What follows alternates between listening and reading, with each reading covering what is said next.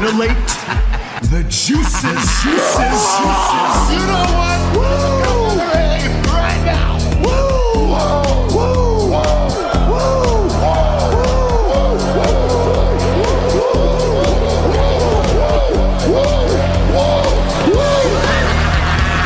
Dr. Hughes invites followers. Oh, let's see if they increase now. Me too. Yeah, wow. Dr. Hughes.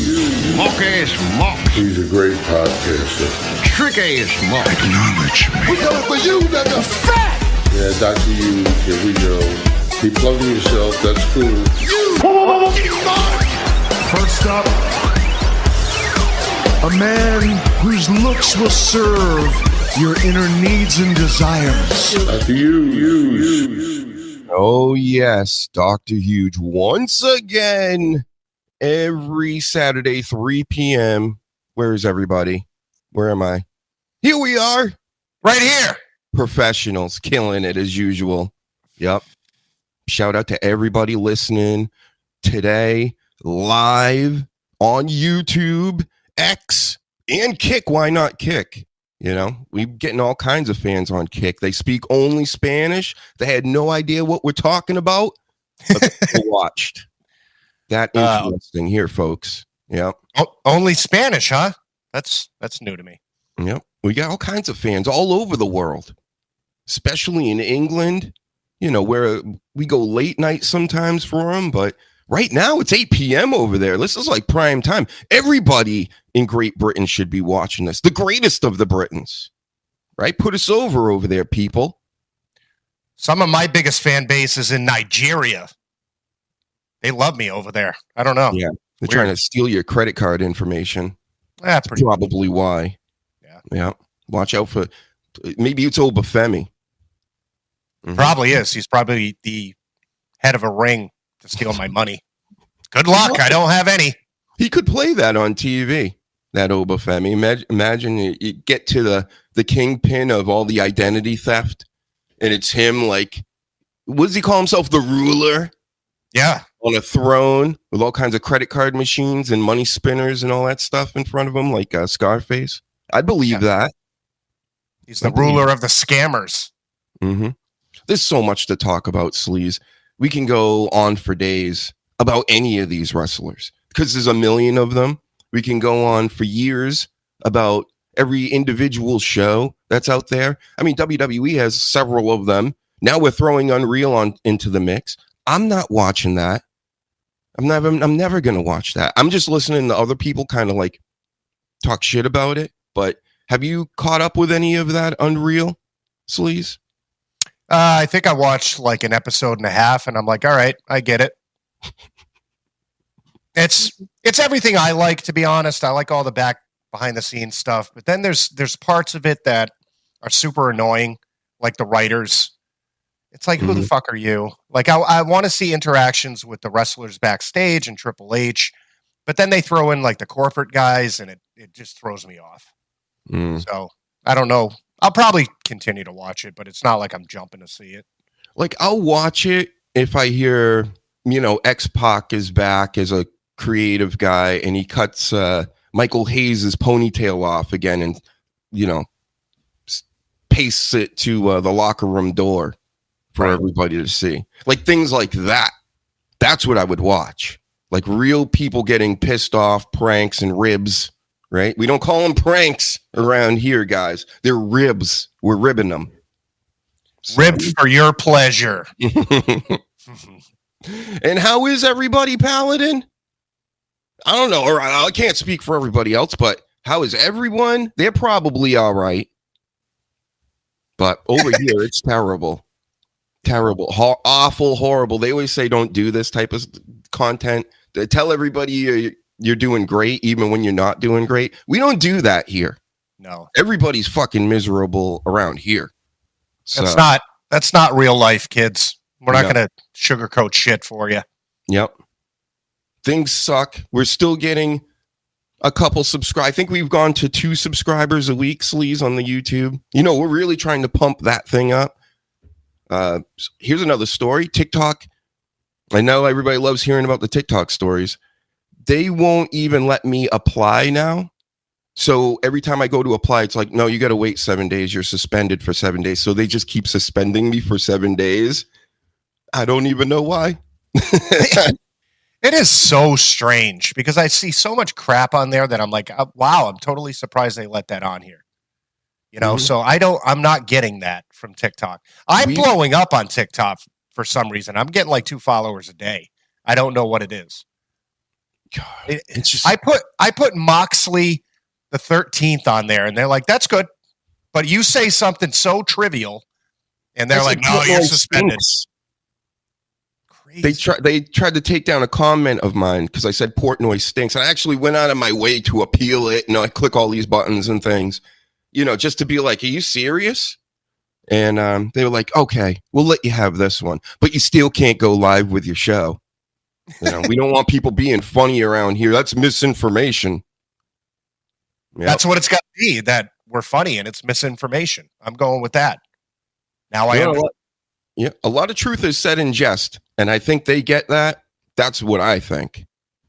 You understand? Because we do talk about some things sometimes, and some real things, not scripted fights. And we got some of that today, too. And they don't like us goofing on their Illuminati and their baby eating, I guess. Yeah. Well, that's what it is. You said it. We're real. If we were fake and putting on stupid watch-alongs and doing and saying stupid shit, then it'd be fine. Yeah. We don't do that. So, Philly Sports Pride. I'd better be if WWE and ESPN wouldn't be taking all your money. Yeah. Hilarious. Philly Sports Pride, right? Not no more. They're not going to be. I'm retiring like Cena. That's what everybody's saying. I'm with you guys out here. And listen, we're old enough to remember when everything was free, Sleaze. So what do you think about this whole deal going on with ESPN? We're going backwards. Remember when a lot of the streaming came out, right? So you're like, oh, I can get all the stuff I watch for like $10, especially WWE Network. Yeah, look at Trips with his money. But now we're going backwards because to watch WWE, you're literally paying a cable bill again.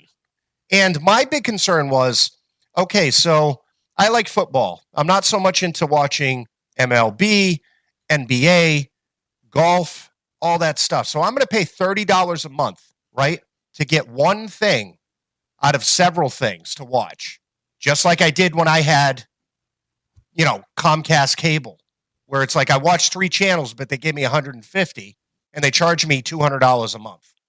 So we're so going backwards. But, don't cry about it. What are you, poor? Yeah. That's what they're saying. That's what streaming platforms, they say that about every single one. Oh, you don't have Disney Plus and Hulu and this and that and this and that and this and that. You're poor. Hey, fuck off. What an idiot. It's more about the principle for me. It really is. I'm just not. I could pay that. I could. I don't want to. And again, it's been free pretty much my entire life. Sure, it's on cable, Monday Night Raw and SmackDown, but it happened to just be there with everything else because we were already going to pay for it anyway. So now that we've gotten in the streaming, they set us up the $10 a month. I thought that was the greatest thing ever. That's what got me back into wrestling, really. And slowly but surely, because I wasn't there right away, but NXT had just come out around this time. They built the network. And I'm thinking to myself, okay, $10 a month and you get all the pay-per-views. I will pay for this for the rest of my life. And I kind of was. And then they moved it over to Peacock, which was cool at first. Because, all right, I don't get all the old content necessarily. They're starting to pull stuff back. But now it's only $4.99. But now it's already, up to 10 plus whatever with taxes and everything else. And then I'm just like, yep, pretty soon it's going to 15 and then 20. I see what they're doing. But man, this is a major jump to going to $30. And again, are we getting all these pay-per-views for free with having cable too? I don't know. But here's the thing, and this is where I agree with especially Danny, is that how much money is enough money? Because if they took everything, okay, Monday Night Raw, SmackDown, NXT, even TNA, all the PLEs, if they put it all onto ESPN and you paid one price for $30 and you got all the Vault stuff, you got the Unreal stuff, you got all their programming, I'd be fine. But now what they're saying to you is you got to pay the amount for Netflix for Raw and some of the content. Not all the content, some of the content. You have to have cable to watch NXT, okay? Now, there's rumors that NXT and TNA might be going to Peacock. All right, so now you still have to have Peacock. And on top of that, you can't get, with all the other stuff I said, all the PLEs because now you have to have ESPN. This is not good for the consumer. You know, everybody is still going to pay all this money, but if you look at it, they're totally screwing the consumer. Instead of saying, okay, we're going to have one big, huge deal with one streaming service, like the WWE Network, and you pay the $30 and you get everything.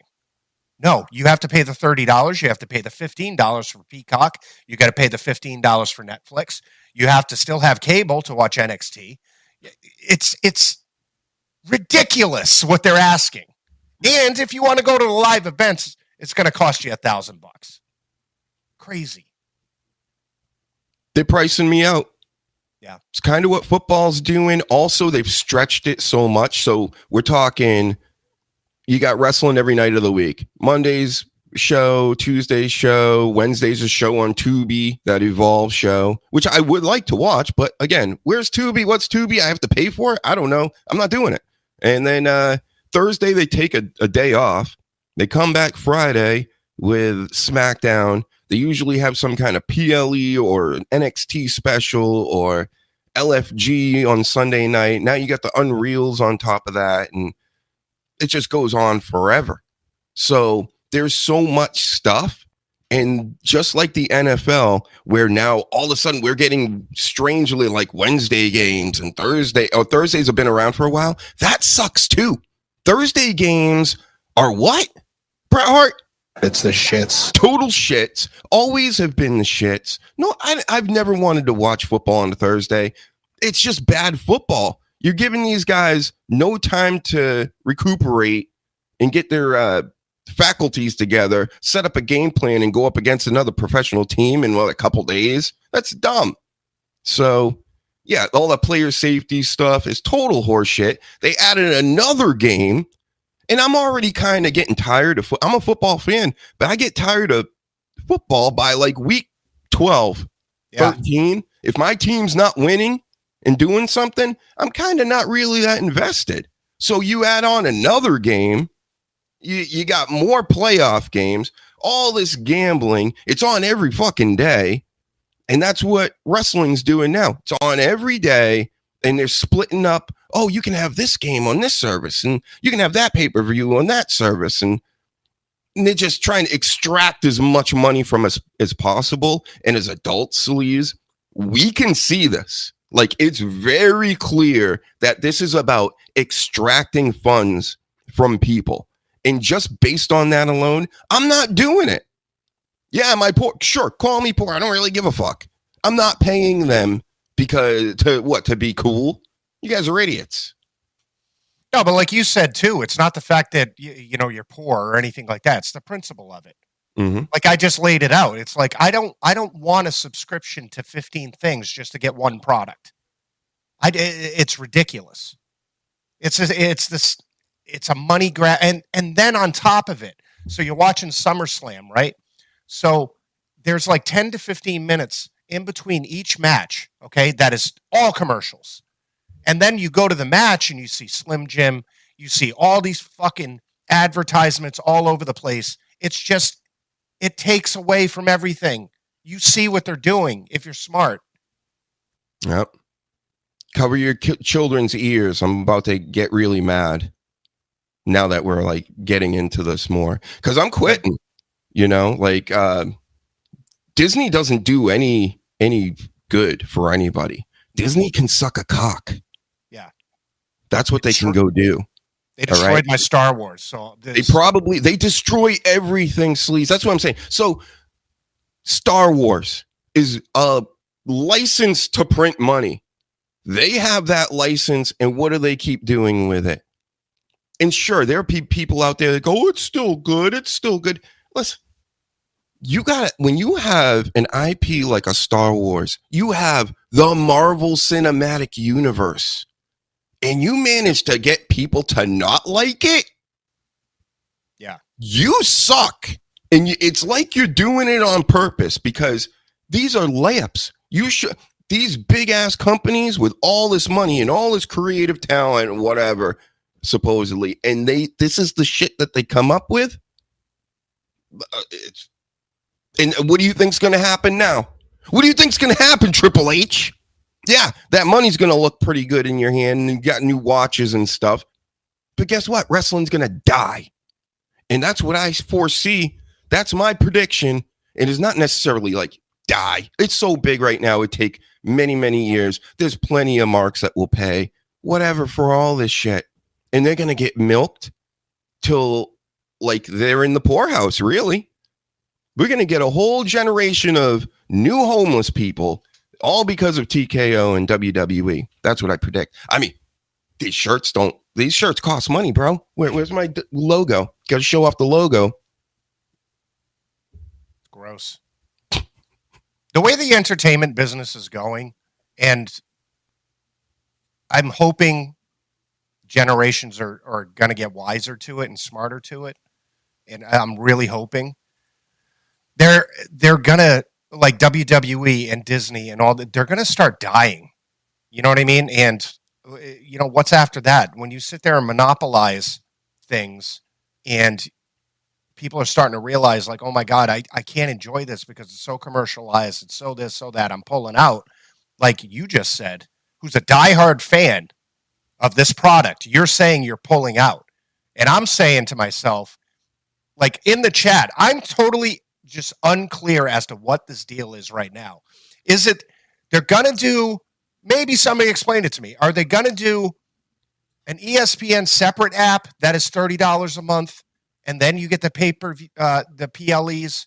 Or is it you're paying a certain amount for ESPN? Like I have it now as a part of a bundle with Disney.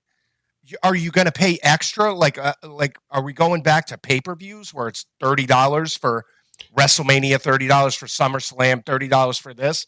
Because if that's the case, I'm fucking out. Like, yeah, I'm done. I'm not sure, but you got to just assume that's what the future is going to be, the very near future, if they're even doing this deal. Because what they're going to do is they're going to slowly trickle it out. Even this ain't slow and trickly, but they're going to hit you with this, right? Because a lot of people, especially most of the kids that are watching, and the kids, I'm saying under 30, right? Most of these kids are streaming everything now. That they probably don't even have cable. They probably have the USA Network and all these other channels through another streaming service. So this to them is adding just another $30 on, and that's your. I don't see how this is going to work. I really don't. First of all, like I said, Disney completely sucks ass, and they're the worst. They can't get Star Wars right. They can't get Marvel Universe right. They got the WWE right, though, right?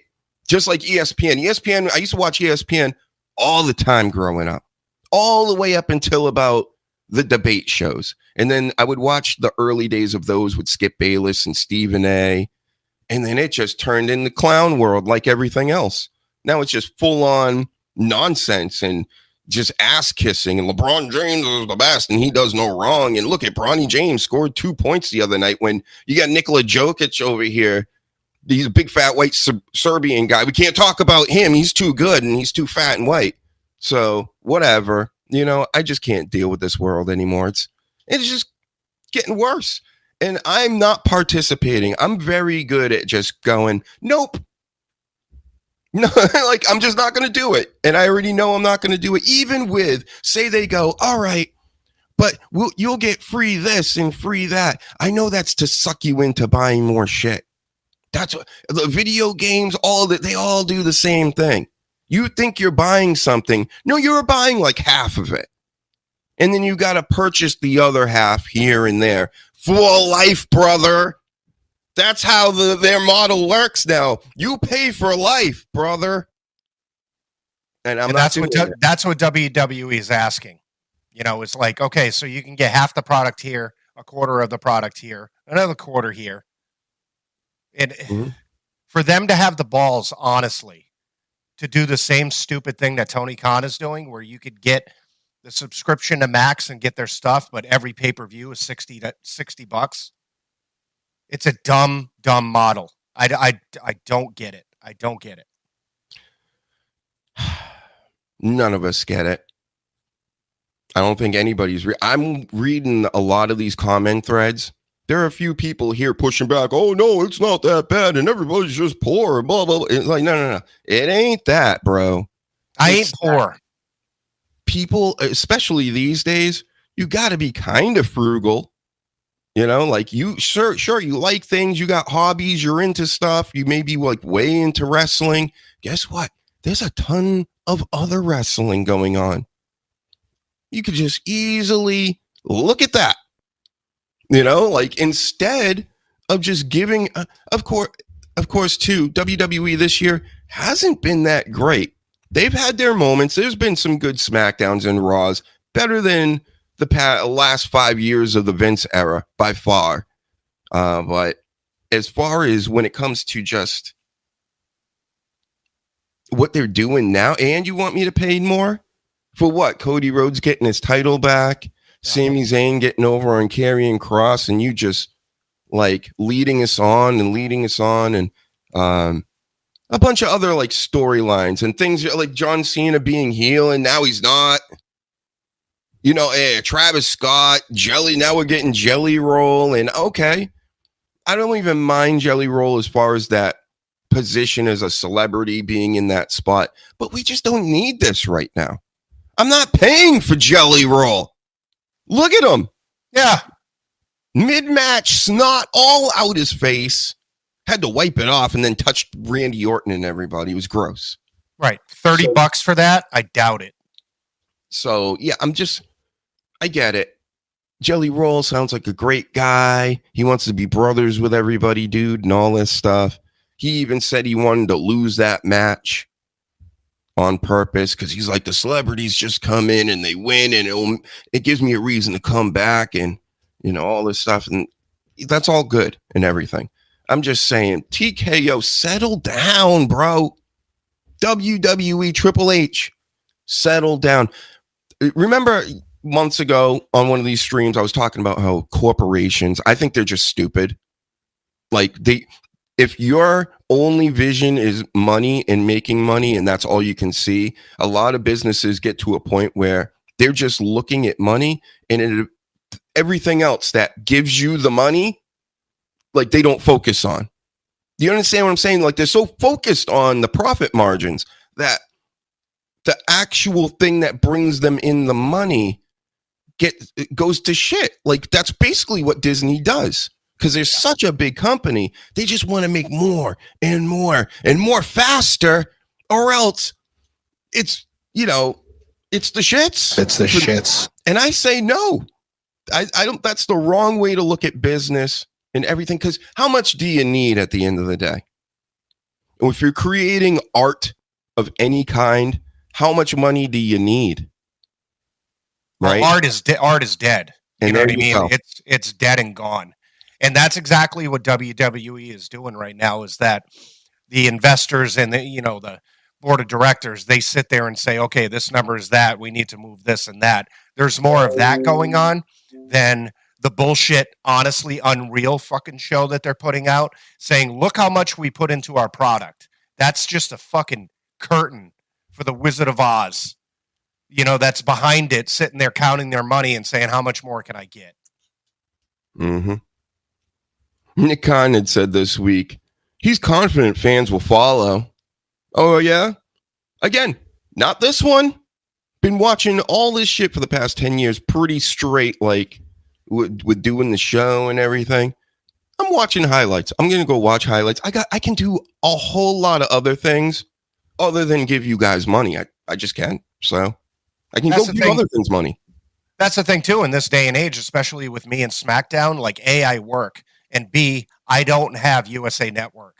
So to be honest with you, when I sit here and analyze SmackDown, it's through the highlights. So what I'm going to do now is say, okay, so WrestleMania is this Saturday and Sunday. I'm not paying $30. Are you paying $30? Here's another question. Are you paying $30 for each day for the 2-day ones now? Think about that. But I'm not going to sit there and pay the $30 or the $60 or whatever they're going to fucking come up with. I'm going to watch the highlights. Mm-hmm. I don't know if it makes much sense for them to go the picking and choosing route, because instantly this makes TNA and AEW competitors to them, because you got to pay for their stuff too, but it's not, it's like harder to get in a way. I'm not saying it's harder. It's just, it's the right word. WWE is just so much more accessible. It's like in your face. It's going to be on, like I said, the part of ESPN, which is Disney, and it's just going to be everywhere, plastered all over everything. But if I'm going to be paying for something, like I paid, the only pay-per-view outside of WWE that I've paid for in the past decade was Ric Flair's last match. And that was actually a good pay-per-view. Karrion Kross was in it, Andrade, Jay Lethal, a bunch of other stuff. It was really good. Well done. Jeff Jarrett and his wife, Karen Jarrett, just being a total crazy person, swearing at the crowd. It was like real old school wrestling. Ric Flair faking heart attacks. Like, that's what I'm saying. I'll pay for like that, because that's definitely not the type of stuff WWE will ever be doing. Right? So if it's $40, $50, all right, for that. But not for Cody Rhodes and Sami Zayn. Get the fuck out of here. Are you serious? Go fuck yourself. Seriously, like what? My thought process after this all came out, and I took in SummerSlam and all that stuff, I'm saying to myself, in the future, can I sit here after paying $30 and say I got my money's worth? Because every single pay-per-view this year has been subpar at best. You can sit there and point out, like, Evolution was great. I probably could sit after that and say, okay, I got my money's worth. All right. But are you going to gamble every PLE now and say, okay, so Hell in a Cell is coming up. So am I going to pay $30 to say, I had a decent time? I don't have fucking time and money for that. It's ridiculous. They're asking too much.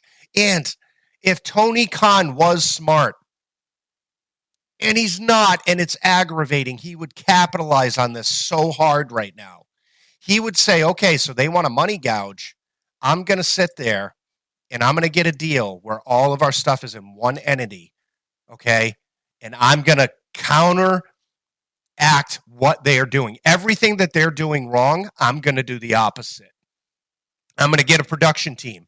I'm going to hire good people that can sit there and book. I'm going to get producers. I'm going to up the production. I'm going to negotiate, getting big cities to do All In and all that stuff. That would be the smartest move that he could do right now if he wants to boost up that product in general. It's counteract every fucking thing that they are doing. Yep, everything they do for greed, all that corporate greed stuff, counteract that with going the art route in the real old school wrestling type route. Listen, you will steal a large portion of the WWE audience, mainly the older heads. Because again, with John Cena leaving, it's like we're getting into this new generation. And I believe that the WWE, that's why corporate-wise, they're forecasting and looking forward and going, nobody cares. There's no privacy anymore anyway. Like, the privacy is going to be dead in 5 years with AI and everything else. Not if, like, it's already dead. But, nobody's going to be doing works anymore. And it's just going to be, everything's reality TV and subscriptions.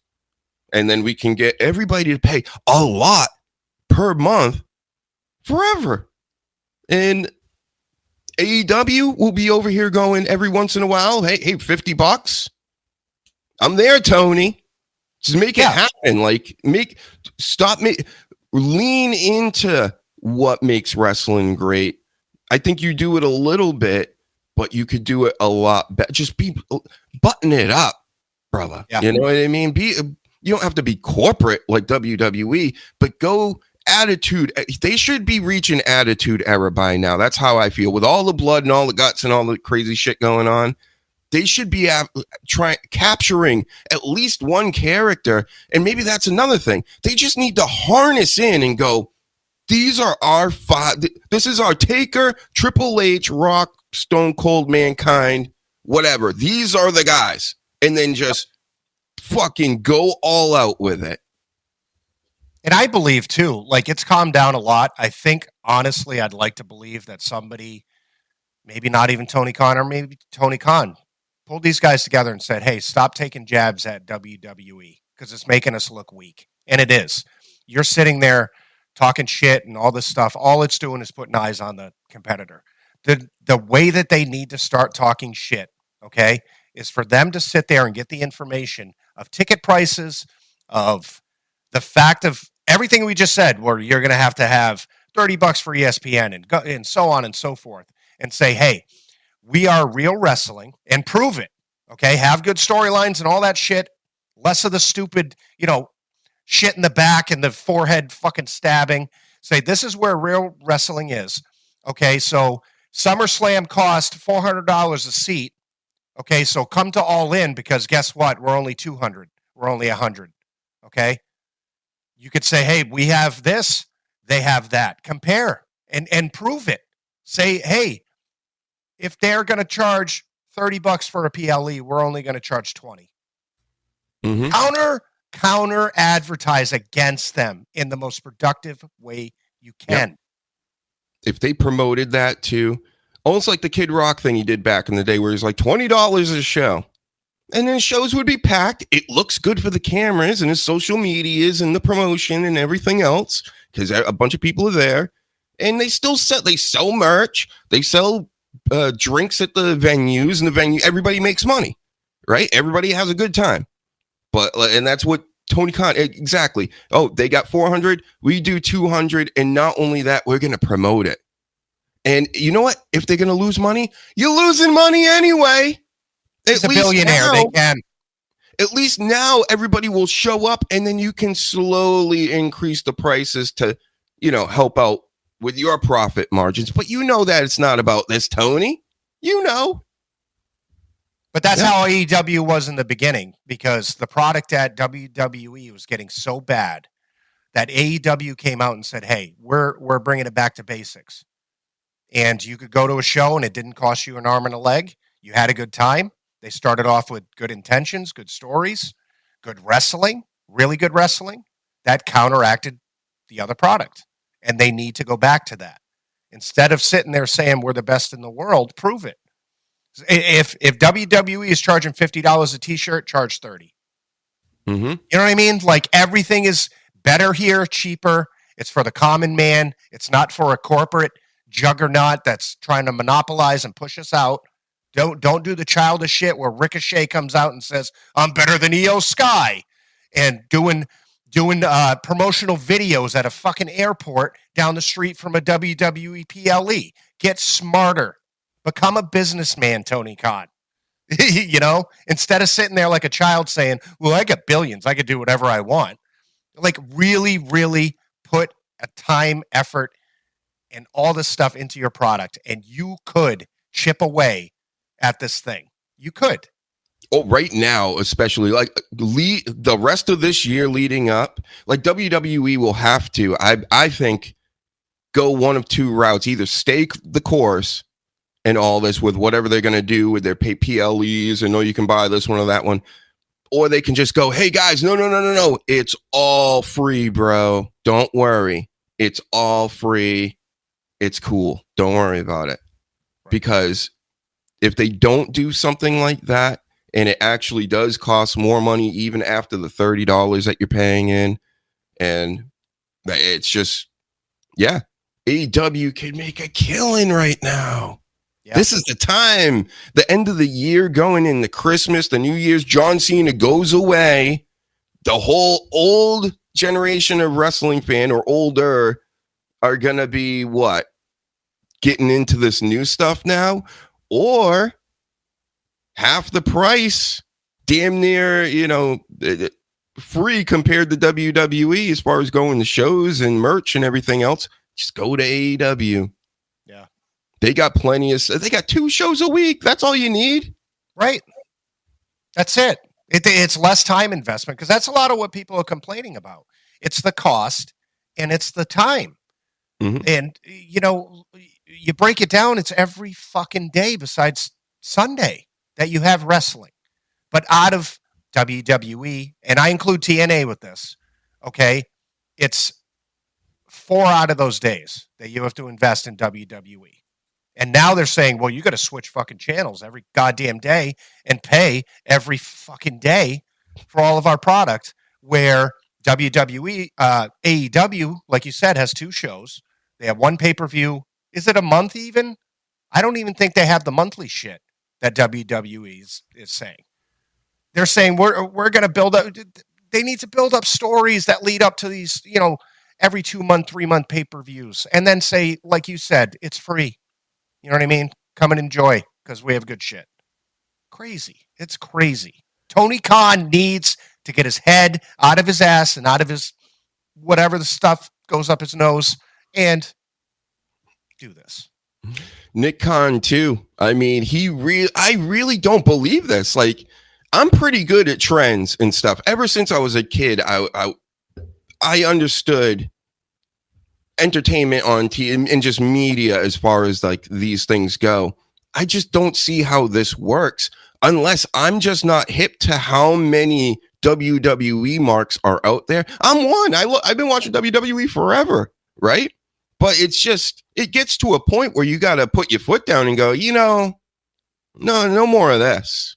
Okay. Like, my time and my money can be better spent somewhere else. But are the 20 somethings, the hardcore fans, the 30 something hardcore fans, are they capable of doing that, you think? Or are they just going to go, whatever, just another streaming service, $30, sure, whatever. I don't know. It's this day and age with the younger generations with the attention span. I think there's going to get to a point where they're going to be like, I could just watch something else. There's a billion things out there now to just invest in. Mm-hmm. And I think it's going to get to a point where it's like, this might be it. If they don't change it or stop doing this, that they're just going to say, I'm out. And people our age, I'm pushing 50. You know what I mean? Like, I've invested most of my life to this product, and I'm really getting to the point where it's like, this is the straw that might break the camel's back, where it's like, okay, well, I've taken enough in where I'm good. I'm telling you, it just feels like this was the time they noticed, with all the things on the horizon with artificial intelligence again, people aren't giving that enough credence and really thinking about, like, the world's going to be so weird in 5 years. 2030 is going to be just nowhere near what this 2025 is. And I don't know if people are ready for that. Hopefully they're just going to hold it back and like stagnate it, so like people aren't caught off guard, like with just how everything's going to be working. But just the way that the WWE is going about all this right now is just par for the course. And this is what everything's. I've been slowly losing all my stuff over the years. Ghostbusters, Star Wars, Marvel, the comic book, the whole comic book industry is kind of like, it hasn't collapsed, but it's almost non-existent. And Japanese mangas where they read them backwards are more popular than Spider-Man and Batman. Like, what? But this is the time we're living in. They're fucking up everything. And I'm just like, here we go again. So, maybe a lot of the young people have already left Sleaze because, the beast is back. Oh, God.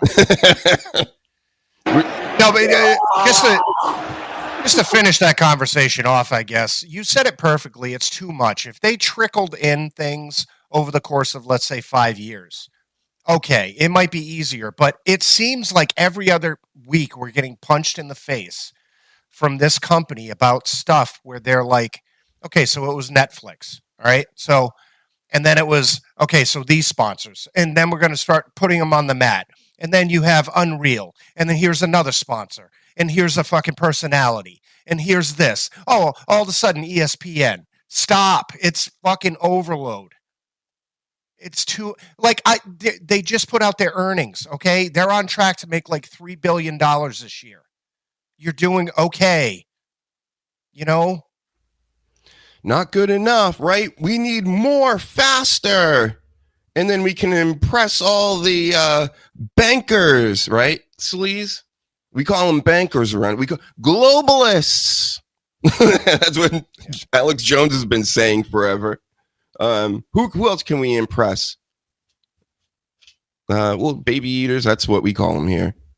This goes back. We had a discussion a couple of weeks ago too, where TKO was. I think they're like $3 billion in debt, and that's what this is. Is that TKO bought up WWE, UFC, because they were a holding company and they had a bunch of debt, and they said, we have some IPs that we could sit there and try to get out of this debt as quickly as possible. That's why you keep getting punched in the face with all this shit. They're trying to go to zero as quickly as they can. They don't care about the product. The main goal is, what advertisement can we get next? What TV deal can we get next? What PLE? What can we get out of Saudi Arabia? Because now the new thing is, oh my God, they might think about doing 2 WrestleManias. I don't know if you heard this horse shit. So they're going to do one WrestleMania here, and then they're going to get billions of dollars from Saudi to do a second WrestleMania that you're going to have to pay $30 to $60 for 2 WrestleManias. This is where it's bizarro world now. Now we're not even thinking about the wrestling. We're just like, what are we doing? And they're saying that they want to get The Rock for the main event. That was the rumor I saw. Yep. Yeah, because that's going to work. What are we doing? Mm-hmm. It's and not that's like real 2 life. years from now. It's like he's going to be able to go in a year or two. I don't know. Yeah. He's stiff as it is now. He's come on. What are we doing? It's just more money, more money, more money. Like the movie with the Wayans brothers. Yep. Remember that? Like Mo David money. Wayans said. Yep. Fuck. Yep. I mean, again, when art gets to go to the bankers and the Illuminati and the globalists, then they strip the life out of it, and they have their way with it. They F it, and they F it in the mouth and in the A, and the ears and the everywhere. That's what's happening. Every open orifice you have is getting effed by either a purple or a green dildo. Mm-hmm.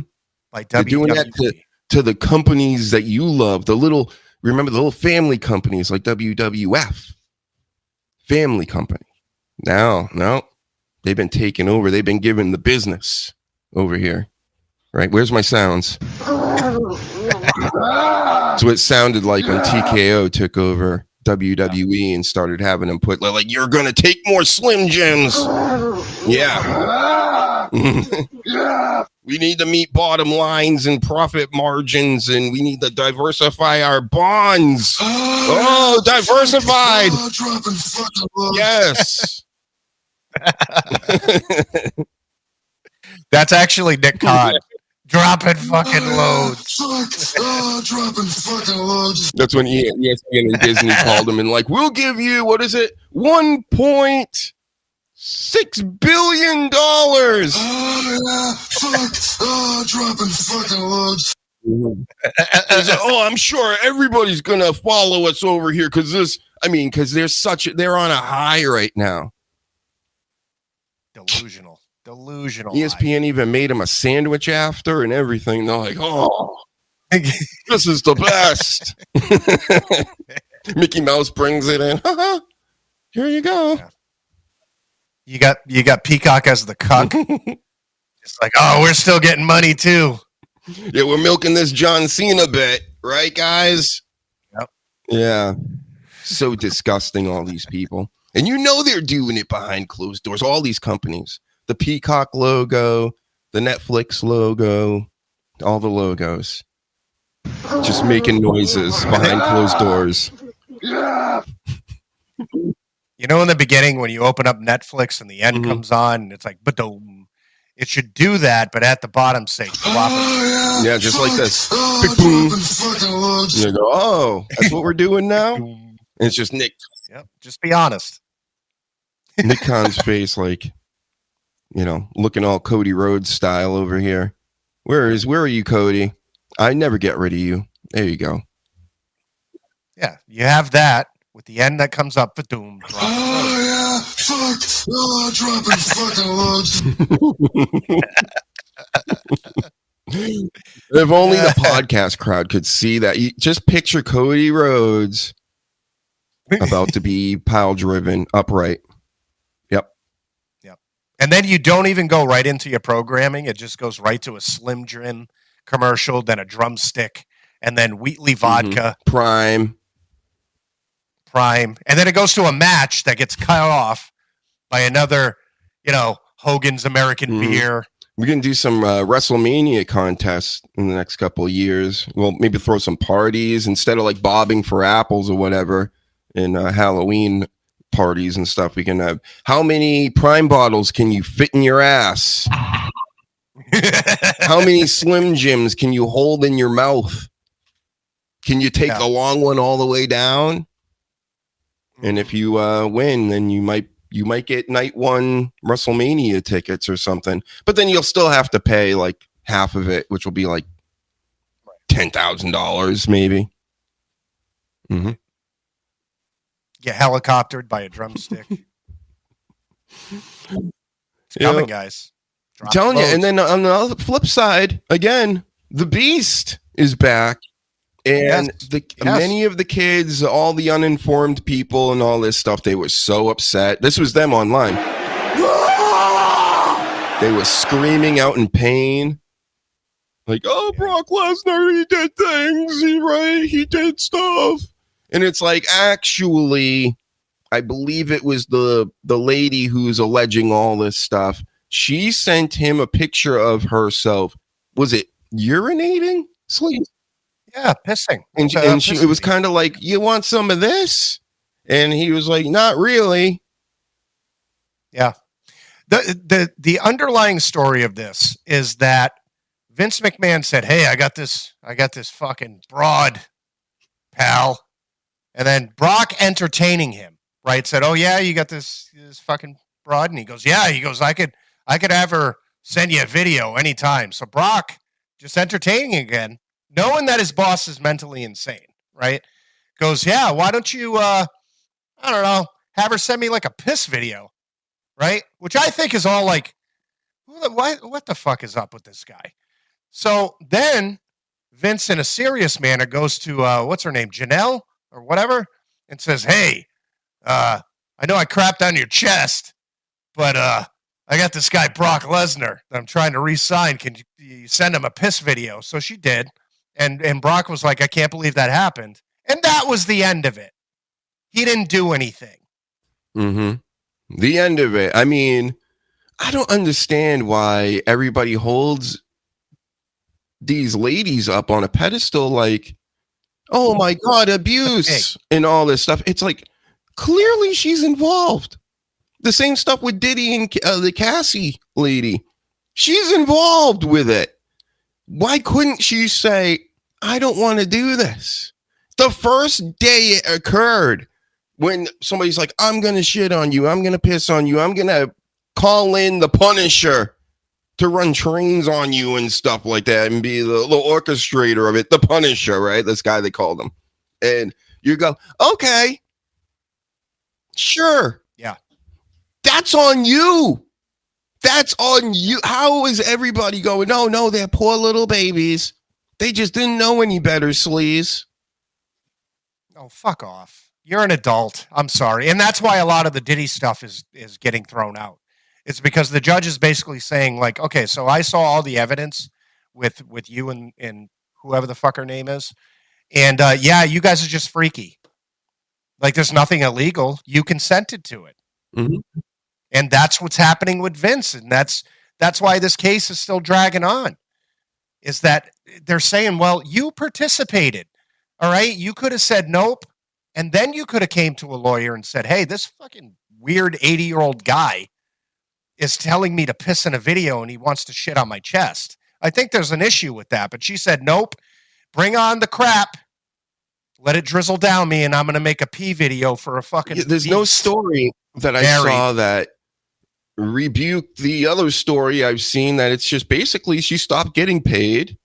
And so she's like, I want to continue to live this lifestyle, get millions of dollars. I'll just take them to court. That's it. That's all. And you know what? I don't think it's her. I think she had people around him. This happens all the time, Sleaze. It happened to Michael Jackson plenty of times. There are just people that don't even know who they are. They're just random strangers to us, but Michael Jackson knew them and we're good friends with them. The media was going to them saying, we'll give you $100,000 if you say this and that. And if you just give us a story on this and that. And they do that with all kinds of people. Imagine if you're Vince McMahon, you were a billionaire at one time. I don't know if he still was, but you know, he owns WWE and everything else. And then it just gets stripped away from him the way it did and then handed over to TKO or whatever. And sure, Vince might have been involved with the deals, but it's just funny how he just kind of vanished after TKO. Again, corporations. I'm talking not just regular corporations. Fucking huge corporations. We're talking Disney, okay? They get in the picture and then all of a sudden this stuff gets drummed up. Is anybody picking up on any of this? I know it's conspiracy theories, but how many times do we have to see like the same stories go over and over and over and we're just going to take the official story of everything and be outraged about, oh no, we didn't know people had sexual dealings like that and then paid people for it and stuff. Of course they do. Grow up. And here's the deal too. So Janelle Grant there, people have to realize that in this day and age where you can sit there and make these accusations, it's not like she's like, he's a bad man and I want to see him pay. Like I want him behind bars and I want justice. It's not that. She's in, like you said, for the paycheck. So somebody came to her and said, hey, you did all this stuff. Behind the closed doors, they're saying, we're not going to win this thing. But what we're going to get is we're going to get a huge settlement out of court. Okay, so that's your paycheck. Then we're going to get you a PR person because you're going to go on this talk show, that talk show, this talk show. Oh, and by the way, we're going to go talk to this publishing company because you're going to get a book deal. Okay, so then when you get the book deal, then we're going to shop you to Netflix, Prime, all these streaming services for documentaries. So this is consistent income for you. This isn't about justice. This isn't about I was wronged and he's a dirty man and I want to see him pay. No, you do. Well, you do want to see him pay, but it's out of your pocket, out of his pocket, and it's going to lead to more payments. That's what this is all about. Mm-hmm. It happened to Shannon Sharp. We talked about this story a few times. It's, you know, it's enough money to retire with. And for what? Because you dated a dude and you did freaky stuff with him. Okay. Right. Never once has anybody from the Grant camp that, to my knowledge, I'm not saying this is true, but to my knowledge from this case, they never said, I want this guy to answer for his shit. You know why? Because he's a married man. He has kids. He has grandkids and all this stuff. This isn't what he should be doing. It's all about like literally saying, I just want a paycheck for this. It's not the justice. It's not this guy's a predator. I want him off the streets and all this stuff. And even the Diddy stuff. It's not that. Somebody's getting paid after this. And nothing for nothing, he's going to get small cases that maybe puts him in jail for 5 years and he's coming out. That's the reality. Vince McMahon isn't going to spend one fucking hour in jail. He's going to pay out millions of dollars, and he's going to die rich. You know, it's sick. It's a sick thing, and I can't believe our justice system doesn't see through this and say, yeah, you're in this for the money. But yeah, and the larger picture too, again, is a corporation gets to come in and take Vince's baby, the family-owned business. Yep, it's all money. Mhm. All money. Yeah, this world is pretty nuts. Like, there's all kinds of pitfalls, and doesn't, even if you're Vince McMahon, I know it's crazy everything he was doing. He probably shouldn't have been doing all that stuff, but of course. But it's like, because you're so well known, because you have all this money and all this status, anything you do will be taken to the courts. You know, it's sad how this sucks how this world works. You just get taken to court over having a girlfriend because you're a rich guy. That's how I see it. I don't think anybody was really abused. If anybody's abusing anybody, I think she's abusing the system. You understand? Yeah. So, and it's sad too, because I'm going to get real moral with you. So in this day and age where if somebody looks at you wrong and you're a female and you can literally bring him to court and you don't even have to win and you get a payout out of court, it's like, and then you have OnlyFans, which is the bane of existence right now. It's telling women, like, you don't really have to go to college anymore. You don't really have to think about anything. All you got to do is go on this site and make millions of dollars. You know, this is scary for young girls and young women growing up nowadays, where it's like we should be going in the direction of, you know, more women's rights and pay and all this stuff. And we're regressing so back to saying to young girls, like, you don't have to have a brain. You know what I mean? You can just be in a conversation with the dude, and if he says the wrong thing, you can get a couple $1,000, or you can go on OnlyFans and like show your ass and get subscribers and just make your living that way and buy a house. You don't have to do shit. did you hear the story about this little Tay? What's I only know because she looked familiar. I think she was a little kid that had like a brick of money and was doing like a rap video and got famous off of it or whatever. Oh, yeah. But I think she's grown out. She's 18 now. Started in OnlyFans, and it has got over $1 million in 3 hours. Yeah. Right. So that's what we're teaching young girls. Let's just say hundreds of shows, right? 214 and counting or something subscribers. 3 hours, over $1 million. That's the power of pussy is so insane to me. Pussy beats beating cancer. Pussy beats, like, name a deity. Like it like trumps everything. And this is all because of corporate America. Because corporate America is still selling sex. Mm-hmm. You know what I mean?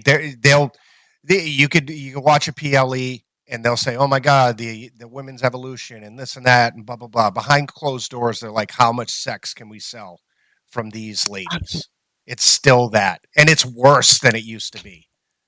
Don't think that like our generation back in the 90s, early 2000s were exploiting women as bad as corporations are exploiting them now. At least they were honest about it. The Vince McMahons and all these people that are doing all this stuff behind closed doors, even worse stuff. Of course, they're going to do that stuff out in front of everybody. I mean, I never cared for all the bikini. It was just silly to me. You know, I guess if I was the Attitude Era hit me about 14, 15. So like my really good whacking off days were like well before that. I mean, if I saw Stacy Keibler at 11 or 12, I probably would have went out of my mind. But I still have. But I was always just like, we don't really need this. It's kind of stupid. That was like the matches. You go take the piss break, you go make food, whatever, because everybody had pay-per-view parties. Not no more with that either, right? Because that's the other thing. A pay-per-view would be $60 back then, but you could a different friend or somebody would have a pay-per-view every month. They'd bring their friends over. People would pitch in or whatever sometimes. There's a whole thing. But yeah, you'd have like 5 guys that would split food, give money towards a pay-per-view. It was like a thing. Yep. And what says OnlyFans is enslaving the younger generation. It already has. Yep. It's the bane of existence. It is one of the signs of the apocalypse. This is the bane of everybody's existence. People really should not even be using these things for more than like an hour a day. And I know I'm guilty of it as well, but I'm also trying to like promote things and stuff like that. There are people out here, they're not promoting anything, but they're on it all the time, which is fine. Do whatever you want to do. But I'm saying using these things as much as everybody does, again, including myself, is not good. It's not good. So. No, that's where all this stuff we're talking about starts, on those phones. Yep. You can get the OnlyFans app. You can get ESPN. You can get fucking, Peacock and Cock. And everything is just too readily available. And now it almost like the greatest movie in the world could come out this weekend and people will forget about it in 3 days. Yeah. Like, that's how sad everything is now. Because there's so much mediocre shit out here. It's just like a soup of just bullshit. Oh, it's so rapid fire. It's just so okay. They don't give you a chance to like take anything in. Mm-hmm. How about this news? I'm sure you heard Howard Stern got canceled this week, huh? Yeah, that's not a corporate. I mean, yeah, Sirius and all this. He was getting a $500 million contract when he first signed up with them, which just 20 years ago. Insane amount of money. And of course, once Artie left the show, like late 2009, it just went, well. But 2013, it took him about 4 years for it to fully hit the shitter. And that was the same time he got this lady, and her name was Marcy Turk, to like just take over the show and really push the brand in a different way. No more porn stars, no more whack packers. We're going A-list celebrities, basically it was exactly what a comedian Fitzgerald or whatever his name, Fitzgibbons, or one of Fitz something. He was on there in Howard Stern roast, and he had a joke that said, if you better hope Artie doesn't die of an overdose, because if you do, then this show's going to turn into the male View. And that's basically what it turned into, the male version of The View. And I stopped listening altogether in 2013. But like, he's a big part of the reason why I even do this in the first place. Because I'm like, he's so fucking good at this. And he's killing it he got a team together, and it was just the best show ever, especially in the period I listened to, which was the whole 2000s, were just the greatest show ever. So I remember thinking back then, oh man, I'm going to be so sad when the show like gets canceled or they retire. I thought they were just going to retire. I never even considered they would ever be canceled. But yeah, me neither. But I mean, to go from 2013, now we're talking, he went another 12 years of just nonsense, horse shit, worst radio ever. And it's really disappointing. He went out sad AF, kids. It's another prime example of a corporate entity coming in and saying, hey, this is our idea of making money, and it just didn't work. You changed the entire format. And Howard had a lot to do with it. Howard started changing and hanging out with Jimmy Kimmel and A-listers and all this shit, and then said to himself, like, I know I've made, money for 30 years on this stuff, but I need to become a, serious talk show host. And it went to shit. People bad, like so bad that people started leaving, like bad. People want authenticity, especially these days. And he's the complete opposite of that. I mean, if it were back in the day, maybe people would have bought it, but I guess he wasn't that guy that whole time. He was just a nerd that wanted to get in with the cool kids and the A-list celebrities and stuff like that. And then once he did, when he started getting on America's Got Talent and stuff as a judge, He just went to hell. He used to call Ellen DeGeneres a cunt on his show. Yeah. And then he goes on her show and kisses her and dances. Yeah. What? I don't know what year it was, but when he went on America's Got Talent, I said I'm done with him. Like, that's not Howard Stern. And that proved to me he was a fraud. I hate to say it. He was one of my fucking favorite people. And yes, this is one of the reasons why we got into it. He was very realistic. He was no bullshit. He would have fun stuff on. The whole format was great, but it was all a fraud.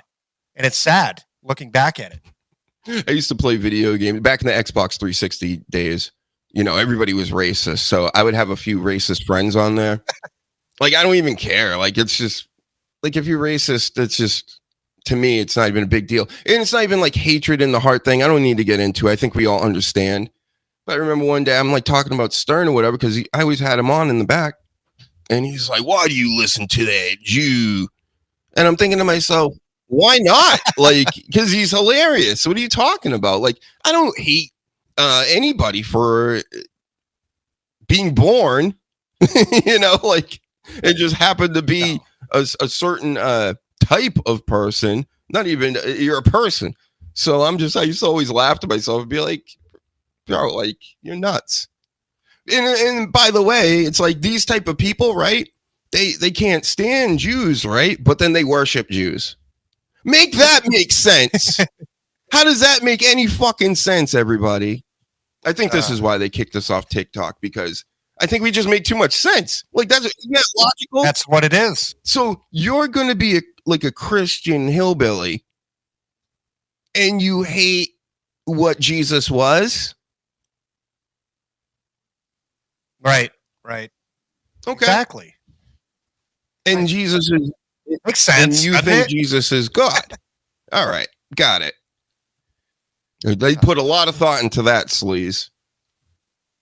People are so confused nowadays. They hate for no reason. Like, they just jump on hate wagons. Yep.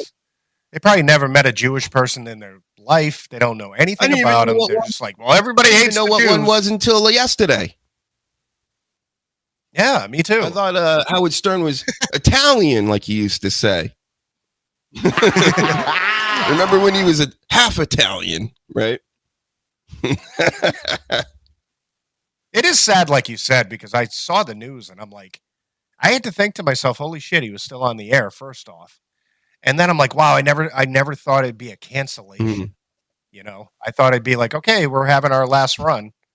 And yeah, it was surprising. Yeah, maybe Stern will get into OnlyFans or something now, right? He's hot. He's so hoping. Hot. Yeah. 80-year-old Big Bird, right? Yeah. Honestly, I'm surprised he went this long. Like, I was the same way around 2013-ish. I was really out of it. Like, I can't tell you anything that's happened after that on his show. And I'm just surprised. When Eric the actor died, that was it. That was it. He was the only thing left keeping it going. Oh, you know what? I didn't even put this in, but let's watch a video here for a moment. Oh no. Right. We don't want to do that. We don't want to do this. Hold on. It might kick me out for a second.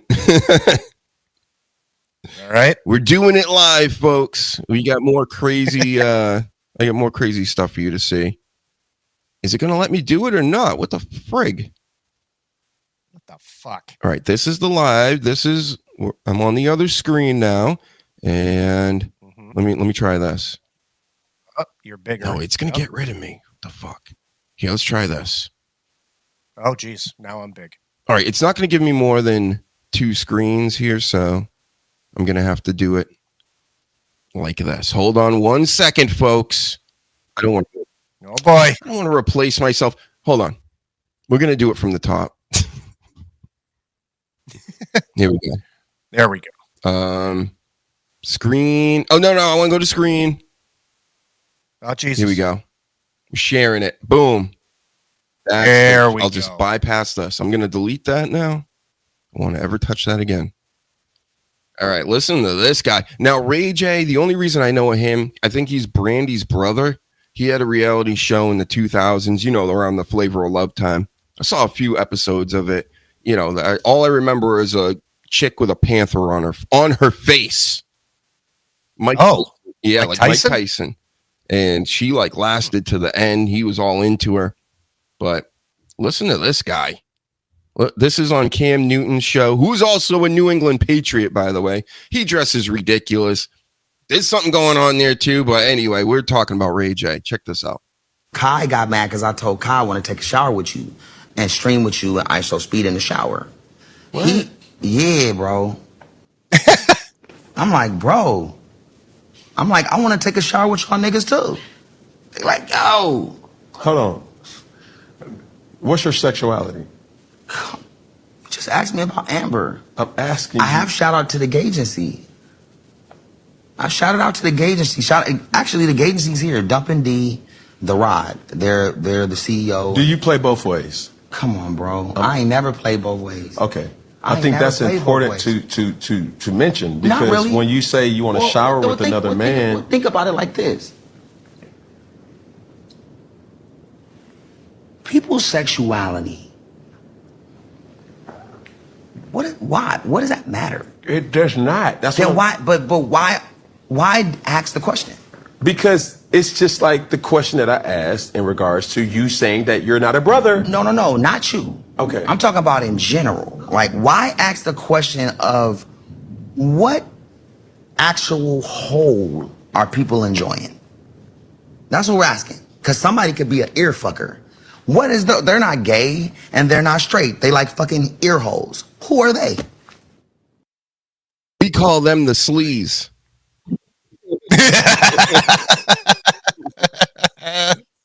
Those are the ones. Yeah, what's wrong with that? Why are you questioning that? So I don't know. I felt compelled to play that clip. There's more crazy clips, but that one was the crazier one that I saw. I mean, there was another one where he's like, we got to keep the Diddy parties alive. I'm the new Diddy party master and all this stuff, and we're gonna keep it going for life, brother. What? Yeah. First off, I'm so confused as to where he was going. I didn't really understand it either. It was a pretty simple question. He's just like, are you gay? Like, is that what you're into?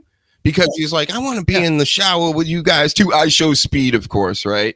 And all these other people, we know of them. This is why it's like in our realm, like now that I know these names, I'm picking up on things. And why are they showering together? Yeah, why? What even prompted that whole idea? And then he goes off about wanting to do Diddy parties, and he's the new Diddy party master. And all right, and you hear his voice, right? Like do you really have to ask, bro? And I mean, you're looking a little sus too, but I think that's to just get more tang. You're like a more tang guy. So he thinks he's all like Cam Newton's always peacocking. I think he's got like something like 80 kids by 100 different women or something like that. Maybe 100 kids by 80 different women. One of those things. I'm not insinuating anything, but there's a problem if a guy that looks like Cam Newton is asking you. Yeah. Why is he asking him? Right. Right. And I see. Right. Like he thought it was weird what he was saying, and Cam Newton's fucking weird. I'm not insinuating. I'm just taking the total package of what I saw. Mm-hmm. For a guy like Cam Newton to sit there and say like, wait a minute. Listen, it's a little. Me and the Sleaze both have gay friends, right? We can talk about this. We have gay friends all over the place. So it's not like we're completely grossed out by it, right? Not at all. I'm just kind of grossed out by it, right? We can still say that, right? I mean, it's just being honest. It's gross, but right. I got a gay friend. I'm not going to go take a shower with him because someone's going to say, "Well, are you gay?" You know what I mean? Like that's what I'm looking at. My friends are gay or Sleaze. Well, maybe we can have a gay fight. You know what I mean? I have the gayest friends. Don't ever say I don't. All right. Thank you. Mine are gay, but I guess not uber gay. Mhm. Yours are uber. I just think it's funny when like obvious gay people are just like, no, I'm not, bro. I'm like this. I'm like that. Listen, if you're gonna try, and nobody does care. Again, we don't care. Okay, it's just live as your authentic self. Once again, don't be no Howard Stern. Don't be possibly something behind the scenes where we're all like, I don't know. Remember Ralph Sleaze? Remember Ralphie Cakes? Yeah. Howard Stern's best friend that he just happened to take care of forever. Because why? Yeah. And we have a mutual friend. You're going to know who I'm talking about. I'm not going to mention his name. First time I ever met this individual, I was with another friend of ours, and I said, that guy's gay, right? And he was like, no, he's married. He has a kid on the way. I'm like, no, he's gay. You know what I mean? And so I started to get to know this individual, and the whole time I'm like, he's gay. He's actually at the time was a very angry person. I'm like, I would point out he's angry because he's in the closet gay. I'm not saying it in a bad way. I'm just pointing out a fact. And then finally he comes out and he tells me like, hey, I'm just want to let you know I'm gay. And I'm like, Shit. You're gay. And he got way happier after that. And he's with his partner and everything's glorious. But my thing with the whole Cam Newton thing is like, I'm trying to figure out what prompted the whole, like, let's, as a bunch of guys, go take a shower together. And then what followed from Ray J's mouth after. If he's gay, he's gay. If you're gay and you want to take a shower with guys, that's your shit. Yeah, it'd be harder to goof on, because it's just like, well, I mean, of course, like, what's the goof? But this is a goof. Right. Where he's like, well, I don't know, like, what do you consider? What does it even matter? And so it's like, I see what you're doing. Like, and then he throws in the Diddy shit. Right. That's where you're like, that's why with his whole, like, I'm surprised you're asking me this. You don't think that's fucking weird, guy? It's not. It has nothing to do with being gay. It's out of the blue that you had these guys that were taking a shower together, and you're like, well, I want to join, and they're like, well, no, and you're like, well, why not? So Cam's like, well, are you gay? And he's like, well, what is gay? Like, why would you even ask that? It's fucking weird. Can you define what gay is? It's like, all right, if we have to do that, we get it. Got it. Right. But maybe they had the shower because they were doing all them Diddy naked basketball games. Jesus. Did you hear that was a thing? It's not the fact that you're gay. Do your gay stuff. Whatever. I do my heterosexual shit. You know what I mean? But it's like when you are saying these weird predicaments. What are you doing?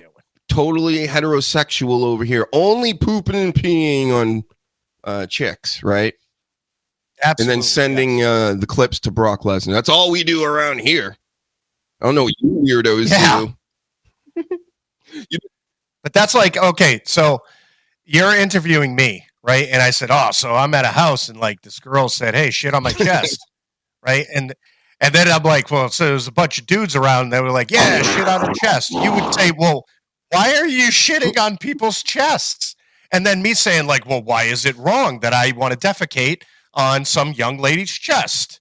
Like, it's just a weird scenario. Yeah, what happens? I defecate in a toilet.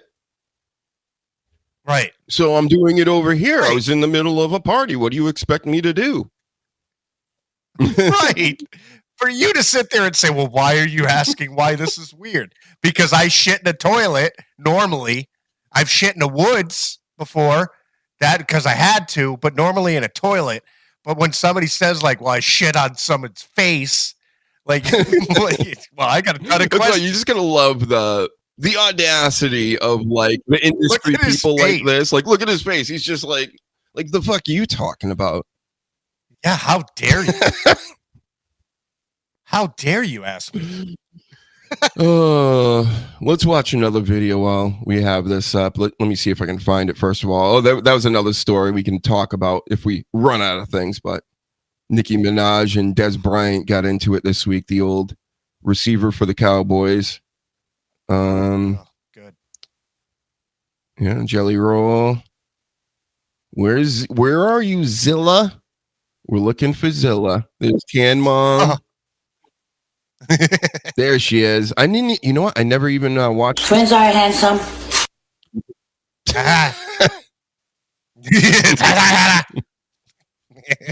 All right. I've never even seen this video. So I know she talks about getting the Usos and helping the Usos get their development deal in 9 to 10 months of living with them. And Rikishi was jealous of Umaga. What? This is old news. I mean, these days, but let's see anyway. We never talked about it. I'm the one who said, go get the twins. Twins are handsome. I think we can pull this off. And then he said, okay, let's go get them. And that's what he did. Where was his dad at? He never did. And he got jealous. How many months were the twins here? 9 months they stay with me. 9 months. 9-10 months they got their development deal. Why? I was cooking every day, every morning, make shake, take to the gym. We all went to the gym, come back home, shower, then my late husband would take them to Booker. Come on now. Same thing. Same pound, grind. What happened? They got development deal 9-10 months. 9-10 months. And this is when his brother was jealous of him. Sorry, I'm putting all this in. This is the same. Well, there you go. She's spilling the tea, like the children say. So there's some of that. I mean, I really don't know what to say to that. It's like, all right. So that's what she says, right? Rikishi has a podcast. I'm sure he must have responded. Maybe he didn't. I don't know. But do you think for 1 second developmental said, whose kids are you? Oh, Rikishi's. Yeah. I'm not taking anything away from what she said. Maybe she did help out and stuff, but come on, they're Rikishi's kids. They're Umaga's nephews. Like I think that had a lot to do with getting their foot in the door. And then they saw like, oh my God, these guys can fucking wrestle. But Jesus, calm down. 9 fucking months. 9 fucking months. And what do you think of I've seen people talking about how they believe Samoans are replacing blacks for the main roster. And at first I'm like, that seems silly. And then I'm like, it is weird that NXT is a lot of black talent on NXT, especially in the main event Raw. Like all 4 of them, they got in the angle with Moose from TNA as well. And then like you got Carmelo Hayes. Okay, he moved up. You got Bianca Belair. Bianca Belair has just been like, maybe she just got injured again or something. But she was a top wrestler for a while. She's had the championship. Naomi's in that position right now. And but then Carmelo, and as far as the men, it just seems like a whole bunch of Samoan dudes. And then like it is a little weird that there's more Samoans on the main roster than there are black people. That's just weird, right? Because I mean, just based on demographics in America, you would say, right? Or is you don't see a lot of Samoans walking around our area. So yeah, maybe I'm sure in the West Coast and stuff or whatever, but you know, and I get that they have a whole family and they're building onto that, and it's probably just. But I mean, they do carry that. Like the people have been saying, it's like they carry the swagger of black people, and it's almost like they're like, "We'll give you this instead." Here's a consolation. We'll give you some indigenous people. How about that? So I don't know. Something to think about, though. Like I said, at first I'm like, nah, and then I'm like, you know what? Like, why? Seriously, why not? Like, there are certain guys that have just been out there forever, or even like the New Day, how they got the championship belts. They had nothing to do, and then they dropped the championship belts. Yeah, I don't get any of that. What's funny about this? I did see that, and she has, I think, another video or two. And I take away things from stuff that I guess normal people wouldn't. What I took away from a lot of this is that Rikishi is a real asshole in real life. Like, it seems like, his comments about, well, Jey Uso should be both heavyweight champions and everything should revolve around him on the program. And all these things that are coming out about him, he seems like a real dick in real life. So, and she was very adamant about saying how much of a piece of whatever he is to her. And you can kind of believe this stuff, especially the older school wrestlers were a lot more hardcore as far as being. I mean, think about it. You got a job where you're going out there half naked, beating people up and getting over and all that stuff. It's a whole big like popularity contest. And, they're probably going to be all jealous of each other and even their own family members, especially if they're getting over and they're getting TV time and you're not, or you used to and now they do, and all this stuff. So, yeah, I don't know. As long as you're silly to good. You're silly to think that at one point Jimmy Uso didn't sit to himself and say, "You know what? I should have Jay's shit." You know what I mean? It's fucking natural.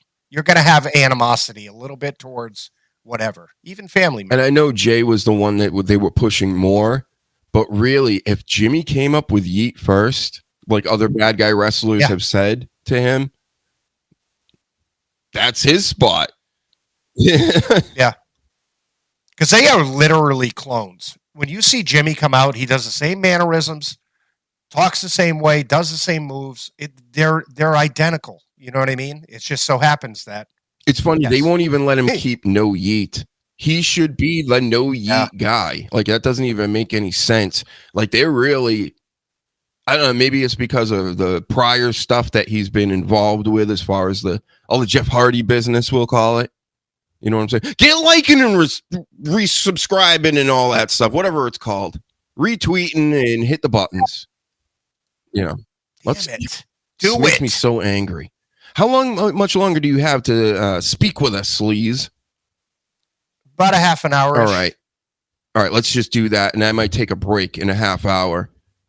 But I was going to take a break soon because, I'm drinking a lot. Go ahead, take a break. I'll entertain. All right, let's take a 5-minute break. Because I might as well get it over with now. Yeah. And then we will come back. We got to talk about Rollins and that whole situation, him faking that injury. We were on to something. We all were. We all figured it out really early. And then Cody Rhodes is champ again. Cena, of course, being a good guy, stuck to it. And I think I have more notes on Jelly Roll. And and much, much more, everybody. While we're taking our break, everybody out there, you get sharing the show, you hit the like button, and you fucking subscribe, or else fucking do it. I don't know why. There are people, please, that have been following for like months on Twitter and stuff, and they're finally just now subscribing. We need to pound this into their brains. I'm talking to you, Coach. Don't get in the pool. Do your job. I didn't say get back in the pool. He goes, okay, back in the pool then. No. You need to share this. Tell everybody about this first. Listen, I got out of the pool to come and do the show, and I'm not getting back in the pool until it's fucking over, Coach. All right? Suck it. It's the worst kind of crotch chop as the X one. So stupid. You want to do it like this. Yeah. Don't cross. Get out of the pool.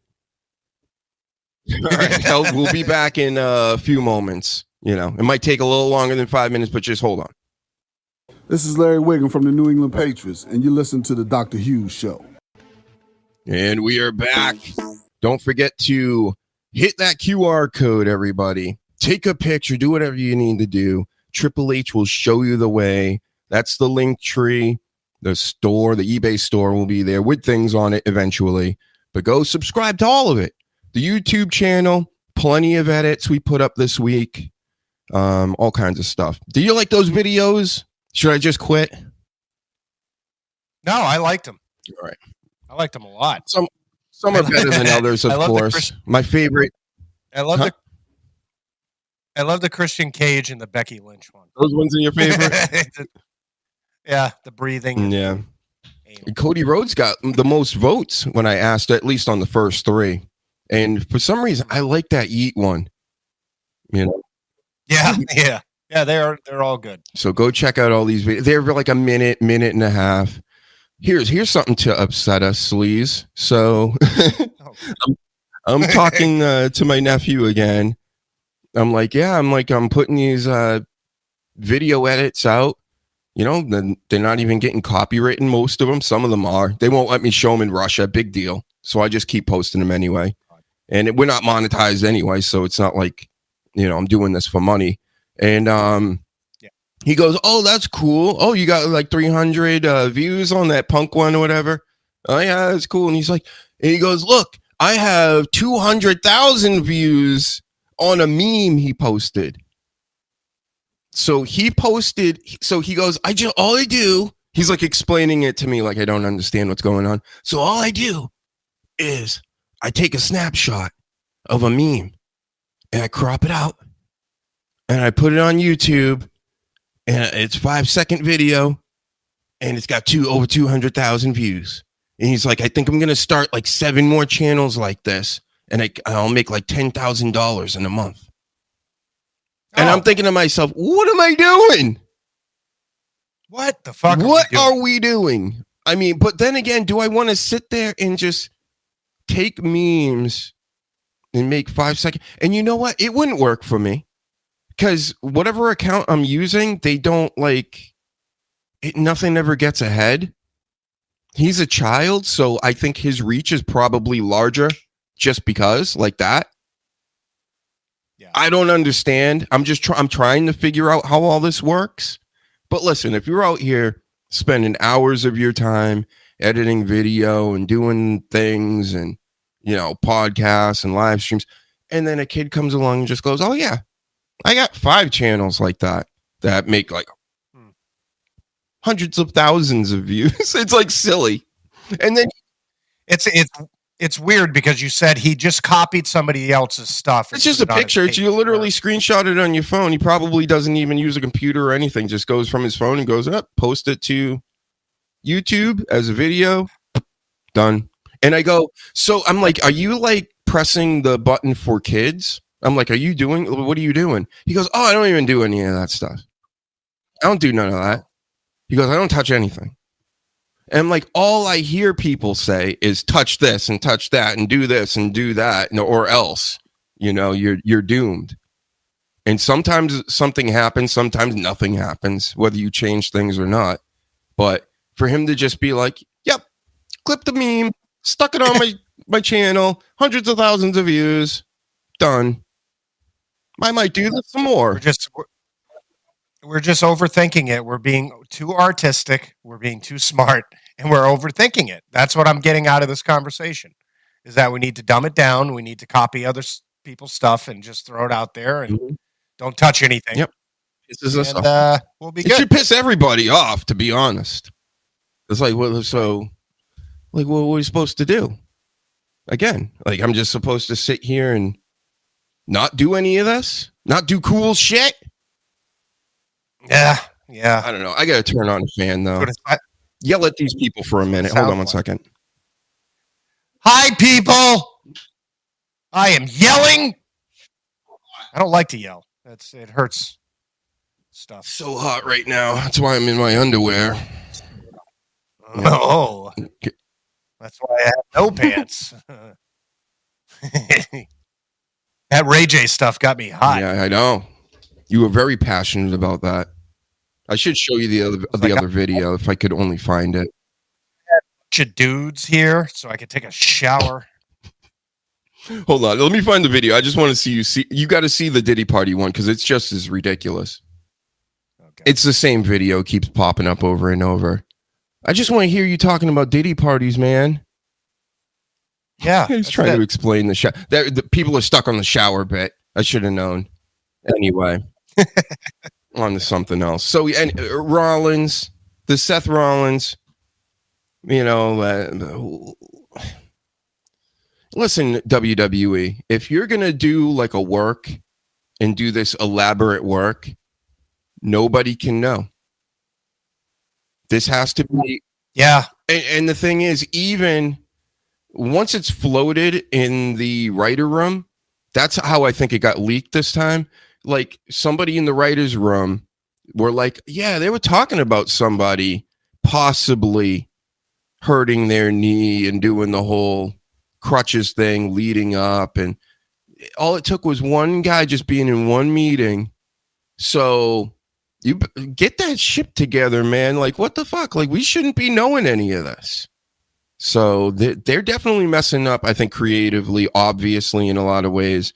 But this is, to me, one of the worst ways to do it, because I'm all for big, massive works like this. And I don't think it was totally a work. I think Rollins was a little banged up, and they wanted to give him time before SummerSlam. He already has knee issues. Very believable either way. So I'm saying the truth always lies in the middle with things like this. So I loved it overall. When he came out, I was even like, oh, he's coming out with the crutches and everything. I wasn't expecting him to kick it all off and cash in at the moment. I thought it was going to be like, I'll see you.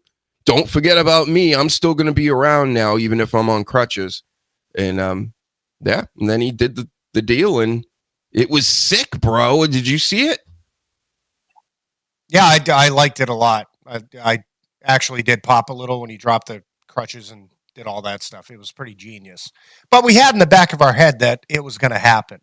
So I think it would have been a lot better if they, during the whole part where he got hurt with LA Knight, you could tell it was so hokey. It was so badly done. It ruined a match between the two of them. So, I had a feeling like this is sort of a storyline from the get-go. I think if they would have executed that better, it would have been better when he cashed in, but it didn't really truly take a ton away, if that makes sense. So I think overall it was good. I don't like the fact that Gunther has become somebody that gets the belt to boost up somebody else to lose the belt.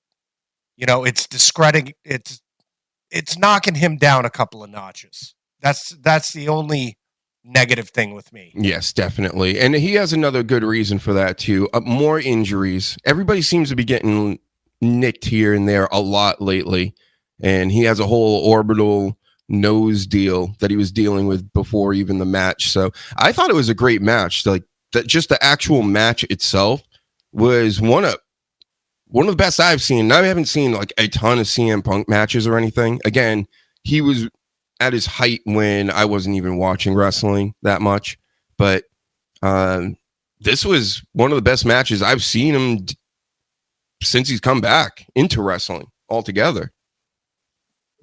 I agree, and it's more impressive with like CM Punk because he's at the age where he should be like declining, and there's not a huge decline. Like he is really putting everything out there.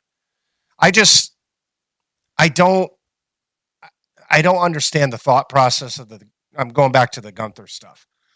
If you knew that Gunther was hurt, just keep the belt on Jay and do a program with Jay and Punk. You know what I mean? I don't think you would have gotten the match that we would have gotten, but logically it would have made sense if this whole cash-in would have happened. I just don't think that having Gunther in the mix really did much for it, besides having this really good friggin' match. And I got a lot of thoughts on all of SummerSlam when it comes to actually wrestling and entertainment and big spots and pops. What do you think? What's the thing that stuck out to you, like out of SummerSlam the most? To me, it was this. That was my big moment, I think, of all of SummerSlam was night one. And it capped off, I think, as far as now we're getting 2 days of everything. Like this was one of the best first days, and the second day in comparison, it was a letdown. Yeah.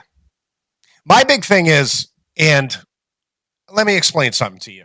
I can sit there. I watched all of SummerSlam and I was entertained by everything I watched. Okay. But then I have to pull myself away and I have to be a wrestling loyalist. Is that the fuck? Close. I know what you mean. And I also have to be an analyst.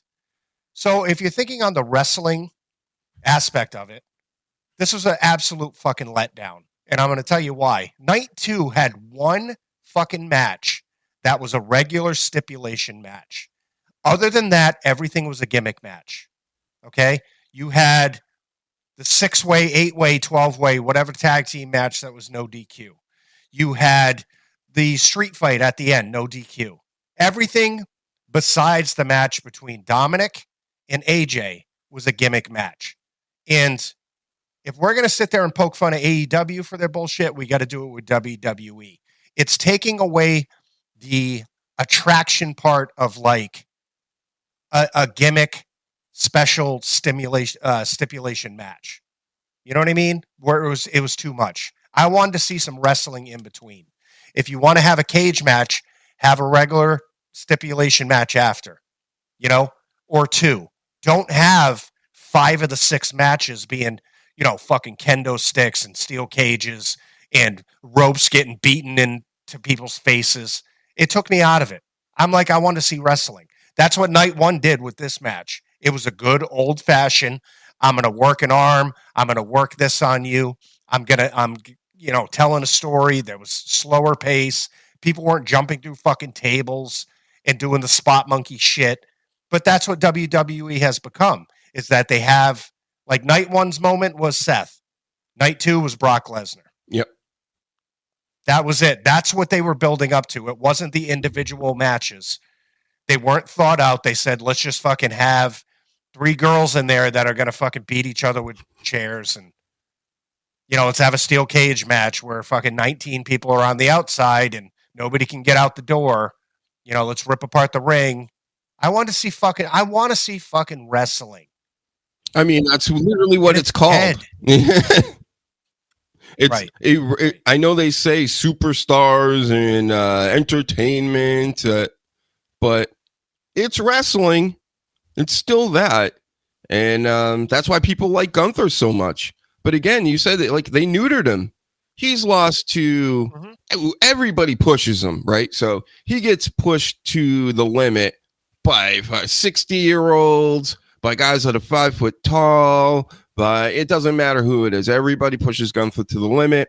And then you got Punk beating him, old version of Punk. You got Sami Zayn beating him, which is just ridiculous. Cody Rhodes, who's like untouchable, which is hilarious to me. Mid-card at best, just in my personal opinion and taste. He would be a great mid-card champion. Not really much better than that. And maybe a 1 year of a babyface run, like where he had with The Rock, going for the main title. But then, of course, he comes back to earth, right? But in this day and age, he doesn't for some reason. But it's just because I think I don't know what it is. He's Dusty Rhodes' kid. If he was fucking Tom Rhodes' kid instead, would he be this big, you think, Sleaze? It's the same thing that went on with Cena. They don't care what the fans are saying or anything like that. They don't care. They'll just say, well, he's selling to the kids. He's selling to the mothers. That's the demographic, like the woes and the fucking bullshit and the pyros and the fucking, you know, I agree. His wrestling is mid. It's never been fucking main event level. And another thing that pisses me off is, like, I'll keep saying this every fucking episode, the tag team championships. Instead of having all the tag teams from SmackDown do one match, you got Bronson and Braun. Put them in the tag mix. You know what I mean? You have all the guys that are in the MFTs that are they're not even wrestling. They're just coming out with solo. Have them form a tag team, go for the belts. Like, there's plenty of guys that are just sitting on the sidelines. They're still on TV and shit. But instead of doing these fucking gimmick matches or having lackluster mid-card fucking tag teams, let's start building up some shit. Let's build up, instead of having Jacob Fatu fight solo 16, 17 times, why is Jacob Fatu not in the main event fucking picture? Why do you have 300 fucking people in your talent roster across all the fucking brands if you're only going to use 5? It's getting boring. Mm-hmm. Like, if you think about it, this is what we would do if we were actually in the writers' room. We kick all the rest of them old white guys out of there. Like, we don't need them. Get Just rid give of me- these fucks. Put me in the sleaze. Fly Danny Damage in. King Reezy if we can find him. And then we'll go in there. And yeah, that makes all the sense in the world what you were just talking about. You take Jacob Fatu. Who's hot? Jacob Fatu? Oh, LA Knight, Karrion Kross. Who's the other hot guy? Oh, you still Seth Rollins, still good. Roman Reigns, right? All this stuff. What? And then you work them all in together, like you did back in the Attitude Era days. You take your top guys or whoever everybody likes the most, and you actually put them over. But there's something weird going on back there. Obviously, neither of us are backstage or anything at WWE, but we can only assume by what we're seeing as far as the product they're putting out and who they're putting in certain spots. Again, why is Carmelo Hayes off my TV? That doesn't make any sense in the world to me. They had the rocket ship strapped to him. He was ready to go. And then it's just like, nah. You have him. He is a perfect at his position right now in his career. He's perfect for IC title, US title. Why is he not in the mix? Jacob Fatu, out of everyone we can say, oh, put LA Knight in the main event, Karrion Kross. Jacob Fatu is being fucking wasted right now. He should be a part of either a Seth Rollins program, a CM Punk program, fucking any of the big guys. He sells merch. Everyone loves him. His in-ring is fucking flawless. He can do any match there is. He checks off every box. Why are we still doing him in Solo? Mm-hmm.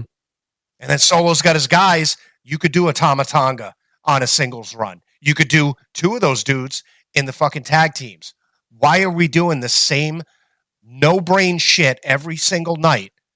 Not only on the televised stuff, but in pay-per-views. How many times are we going to see fucking Seth Rollins and CM Punk now? Oh, a lot more now. To be honest. Yeah, a lot more is the reality, but what the fuck? Yep, going back to you. They are the top guys. WWE loves Seth Rollins, has been their guy forever. I love Seth Rollins. CM Punk is super over. I think he's modern day Hulk Hogan, as big as you can get. You know what I mean? And that's what I understand why they're running with this, but you should be adding all these other guys in a lot more, in my opinion. There's just so much fluff, man. Like, what the? It's repetitive. That's what it is. It's like everything is so repetitive. Monday Night Raw, okay, you could watch it last week and the same story is going on the week after. The week after leads into the pay-per-view. Put a Jacob Fatu with a fucking CM Punk. Get a different match. You're going to see the same exact match between CM Punk and Seth Rollins that you have seen for the past 2 years. That's what you're getting. If you throw in a Karrion Kross, even to a Jacob Fatu, and they're both looking for the heavyweight belt, it's something fucking different. Mm-hmm. They're too safe. It's too safe. Too corporate. Again, this is corporate horse shit. They're not going the way of art. They're going the way of money. We know CM Punk can do this. We know Seth Rollins and Roman Reigns can do this. So let's shoehorn them in, even though Roman Reigns is going to go off and do movies, and this guy's doing a movie, and they're all doing other shit that doesn't involve what the business is. I get it. You're trying to get more money, and you probably will. But if you did it the right way, think how much more money you would make. And that's all I'm saying. That's why I say corporations they're retarded. They're doing things. They want to make so much money that they're so psycho about it that they don't even realize the way you make more money is doing good shit. So if you just do good shit and have a good product, you will make a lot of money, like more money you could ever believe. But corporations are like, no. That's risky. What if we lose? Yeah. Then you lose. And guess what? All you people in those positions, nothing bad happens. You know what? You get one less fucking golden diamond encrusted necklace a year or something. Like what? Big deal. So there was one.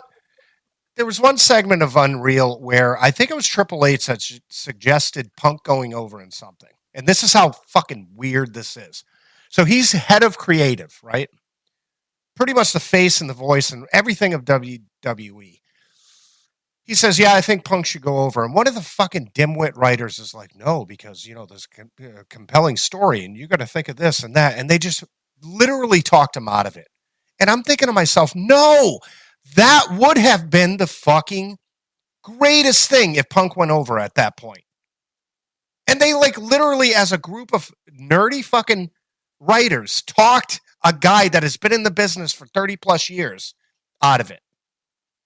And it was because of underlying corporate horseshit. Just trust the guys that have been involved with this stuff. I mean, it's that simple. Like Tony Khan and things. Guess what? Most wrestling promotions other than WWE, they all fail. Just about. Like TNA, I've always called it's the Jason Voorhees federations, if we even still use that term. Yeah. How in the world are they still around? If you would have told me, it doesn't even matter, like in 2005, 10, 15, 20, that they're still going to be around in 5 years, I would have been like, I don't know.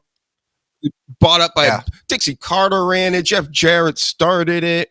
I mean, it's nuts how that company managed to keep it together. Like, I seen a TNA show, the year 2007, 8, around there, in a hotel. You know, the hotels, when they knock down the walls, they usually have like catering services, things, and wedding things or whatever. And conference rooms. And I watched a TNA match. That's where I saw Kurt Angle for the last time. And I'll tell you, still, even as an older wrestler in TNA, it's like his body was weird. His shoulders were so wide, and then it just went into a V right down to his waist. Yeah. In the skinny ass waist, but these fucking huge shoulders. And I'm like, I've never seen a human shape like that before. And never noticed it from just watching on TV, but in person, I was like, what? And maybe that was the Perk Angle era. I mean, peak Angle. We don't call it Perk Angle. Yeah, peak.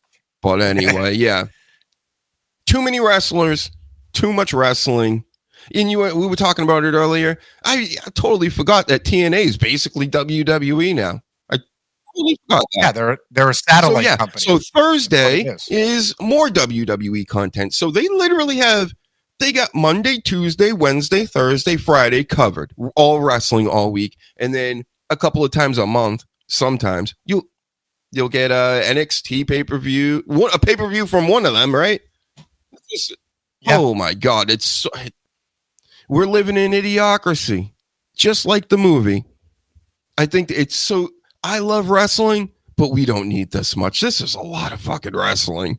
And what about these weirdo kids online that's all they do? And like, how dare we call ourselves experts and analysts and journalists because we don't even watch New Japan and this and that and all Stardom and like, dude, bro, the touch grass thing, I never even think to ever say that. It's pretty played out at this point, but it's probably time to go touch some grass if you're busy watching women's Japanese wrestling.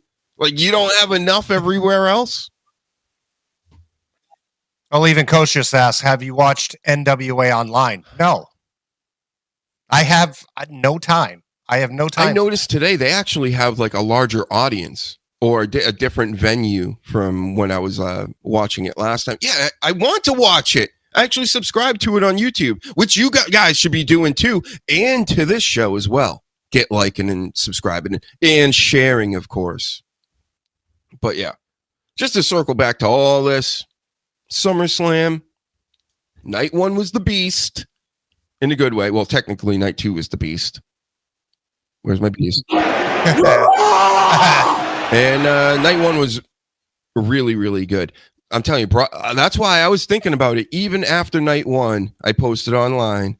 I said, listen, night 1 was awesome. The only thing that could make this any better is that tells me Brock Lesnar's coming back.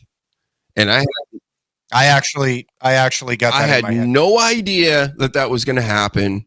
I just figured what would top this and what would make sense. Brock Lesnar. And then he actually showed up, and I was like, thank God. Because really nobody else would have popped the crowd like that at that moment.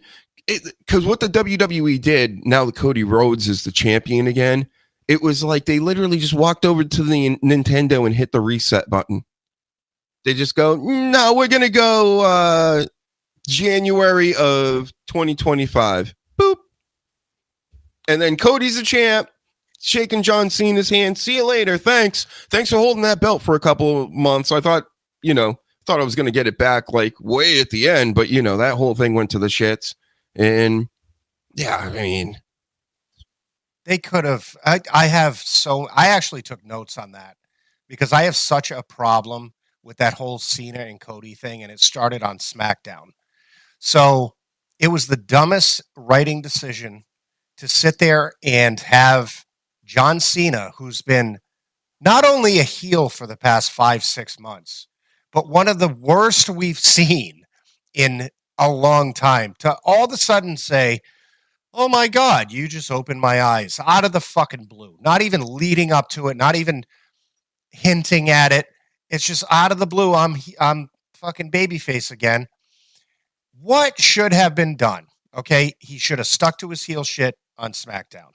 Went into SummerSlam and that match, stayed heel. Okay, wrestled the same way he did because I feel that was Cena's best match since he's been back, as far as like, let's take everything in. Because I think he got his stride. I think he got back into his fucking routine of being on the road and shit. Anyway, so what should have been done is, if they weren't going to turn Cody heel, which we know now that's never going to happen from what they're saying. Lesnar comes out. He cost John Cena the match. Okay. Cody capitalizes, wins the title. I would have been good with that. Okay. Then the following SmackDown, Cena comes out and says, holy shit, I got screwed out of the championship and all this stuff and blah, blah, blah. Then he makes the revelation and says, maybe it's because I've been such a shitbag all this time and all this stuff. I wasn't, same promo basically. That would have made more sense. This made no sense at all. And now, like him and Cody, who he kicked in the nuts and basically did all the stuff to for the last couple of months, now they're holding hands and they're best friends and they're tag team partners, and there's no thought process. Well, they had a beer last week together. They drank some Hulk Hogan's together. Right. Yeah. If I was Cody, I'd say, go fuck yourself. I don't trust you. Exactly. That would have made more sense too. If you're going to have fucking John Cena come out and say, oh, all of a sudden I'm Super Cena again, I would have had Cody Rhodes say, well, I don't trust you yet, buddy, and walk backstage. But nope, they said, well, let's make this even more delusional and let's have them drink Hulk Hogan's beers and, go on a fucking picnic tomorrow. And right before a fucking a street fight, which is usually set for two people that hate each other. They said, no, let's go in as best friends doing a street fight. The whole thing was convoluted. It made no sense. The only good part about any of this was Brock Lesnar's return. And if anybody online has said over the course of the last couple of months saying, oh, they fucked up John Cena's run, this heel run is not working, it was up until then. That is the point they fucked up John Cena. Agreed on all points. And imagine if Brock Lesnar didn't show up and they just hit the reset button on everybody and go, that's it, folks. Yeah. It would have been so much worse. And then the hilarity, this is why everything is just so wonderful with wrestling and why it's so funny to watch, and to have the IWC and the just regular marks and people that go to the shows. A lot of people are just like, oh no, Brock Lesnar, bad man. He's a rapist. He did this. He did that. It's like, did he? It's these people is so insane. And then we got full blown podcasts that talk about specifically, I guess, WWE or whatever. And they're like, yeah, we're not talking about this anymore because we believe all the ladies. Like, oh, like that. Really? Grow up. Believe all the ladies. Imagine doing that, Sleaze. If I believed all ladies, I'd be dead already. Yeah. So probably not the best idea to really believe anybody.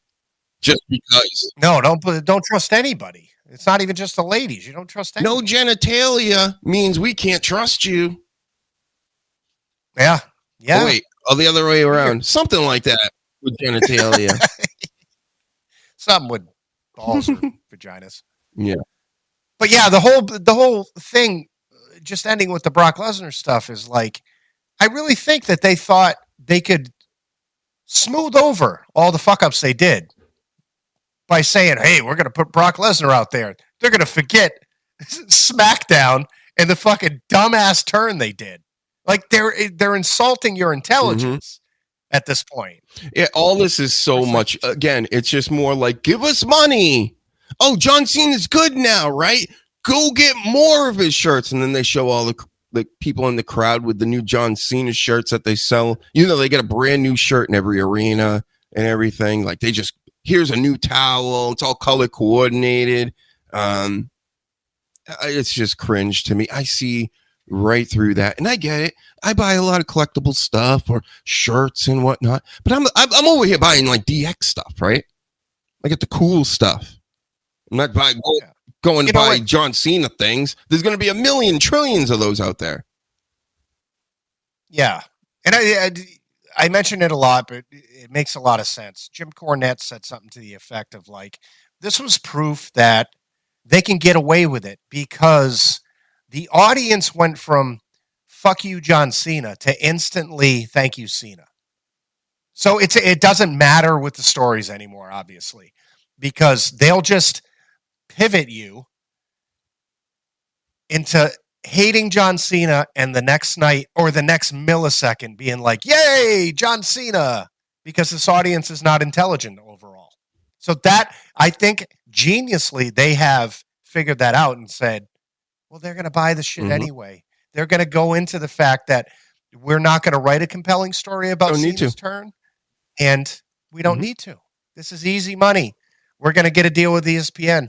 So, yep, that's why they're not sitting up even talking about it the way we are. We're like invested. We're doing this. These guys are kicked back, fucking lounging. What are we going to do about Jay? Whatever. Listen, have him in the middle of a match, whatever. Have him run it back. Oh again. Yeah, go yeet. Just fucking LA Knight stand in the crowd and say something once a week. Hold on, let me get lunch. Yeah, yeet. Yeah, that sounds good. You know what's cool is Jacob Fatu has that flip thing he does. He does a flip. Let's have him go up on the rope. And yeah. Because everyone goes, yay, and then they go buy his t-shirt. Who do you need more than, I'm being completely dead ass, one writer, one Paul Heyman, one Undertaker, and Triple H sitting there as the, obviously the head of the creative and what's going on over there? Yeah. Like, do you need more than that? I got one better for you, Doctor. You need one Dr. Huge, and you need one Sleaze, and you need one Danny Damage. That's it. Yep. A bunch of, and they're wearing suits.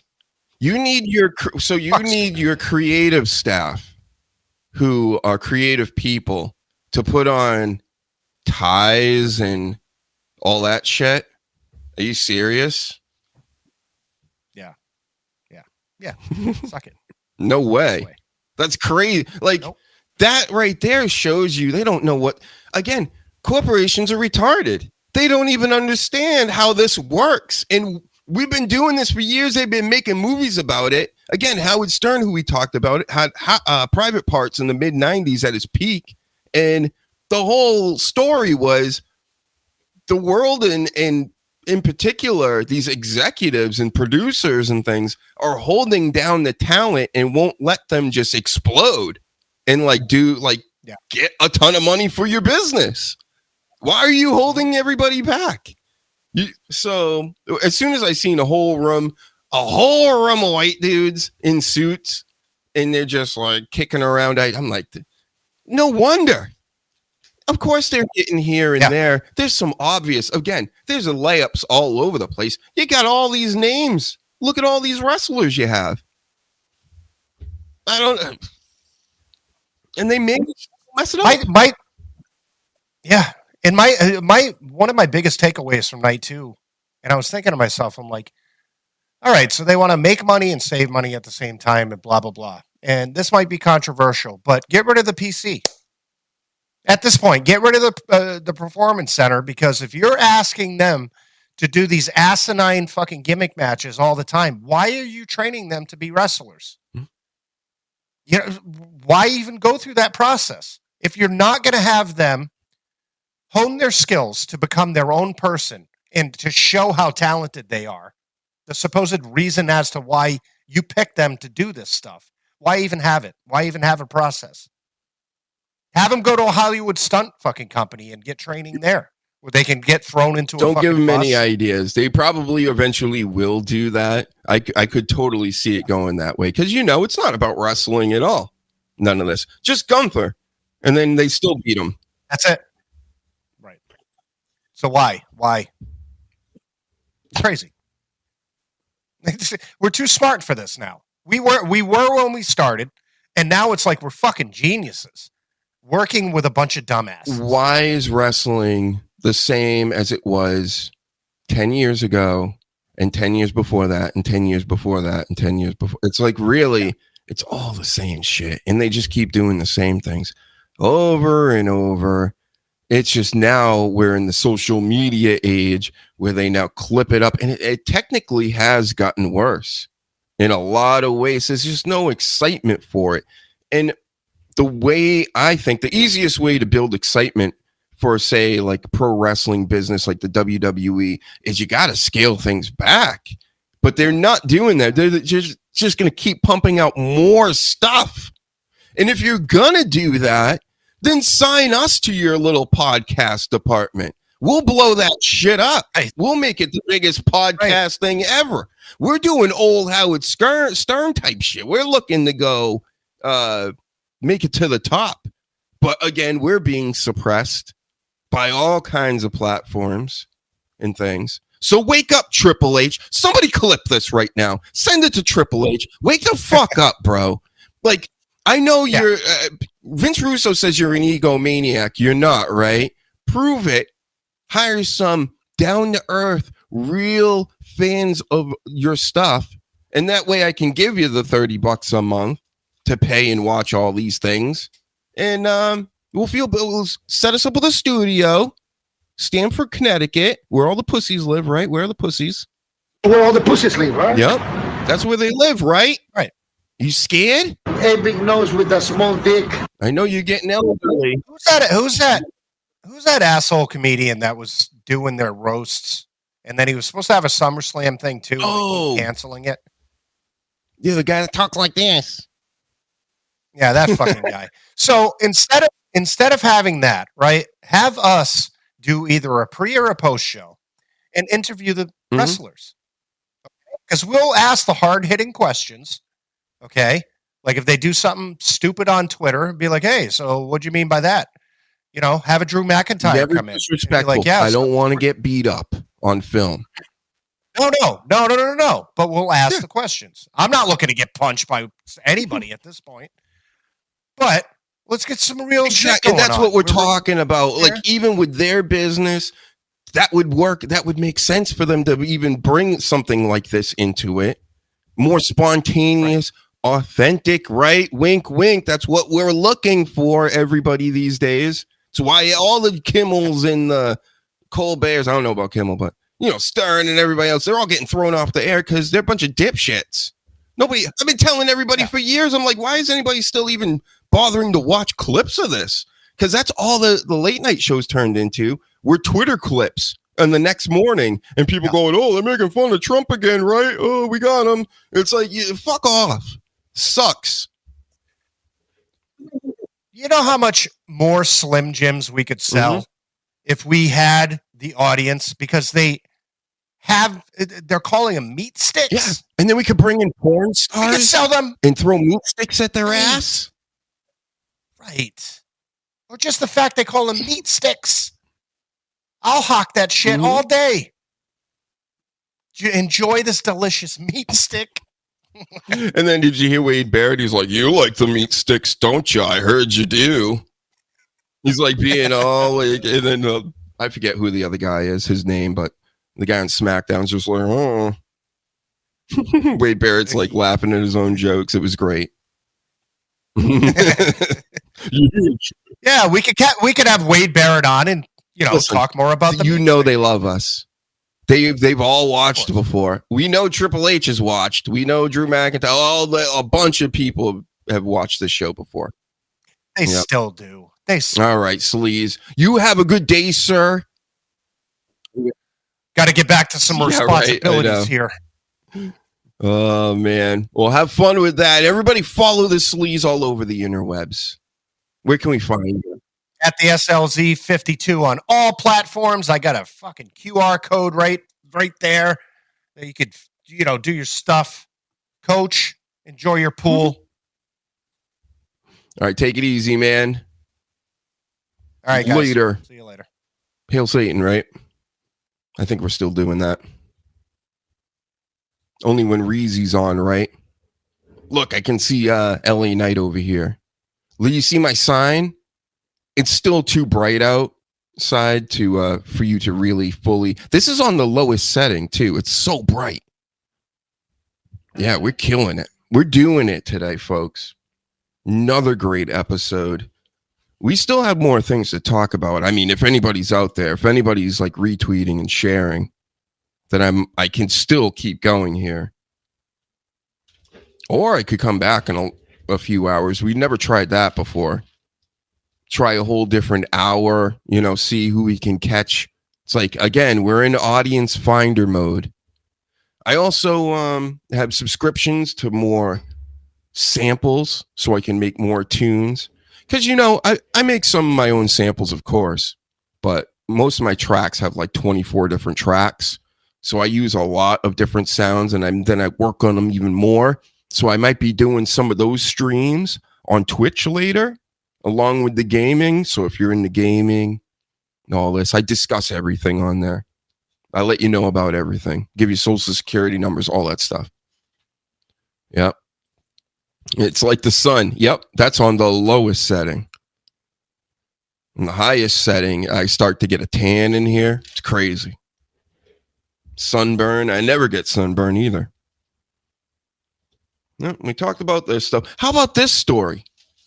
Jonathan Gresham had 2 strokes. And if you don't know who Jonathan Gresham is, he's Jordan Grace's husband. He was a Ring of Honor champion for many years.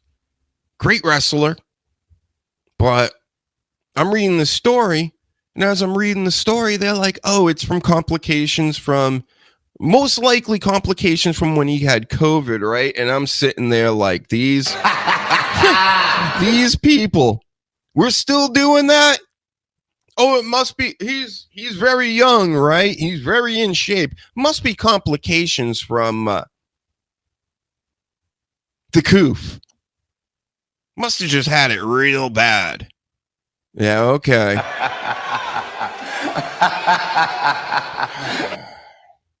And I got news for you. That means you're gay. Right. Thank you, Ice-T. It's just, get well, Jonathan. But I'm pretty sure it's not from that, right? And you don't have to be a fake doctor to know this.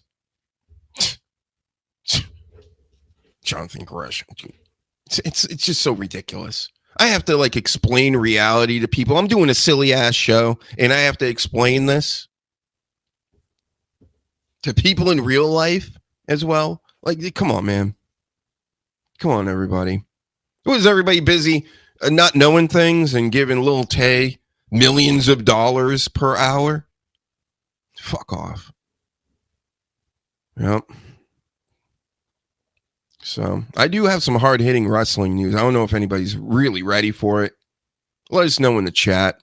I mean, I'm doing what I want anyway, so. But I'm looking for non-wrestling items for the moment. Because, you know, I don't got nothing going on right now. Not for the next something. But I will be making music again. That's why I'm busting it out. I'm doing it.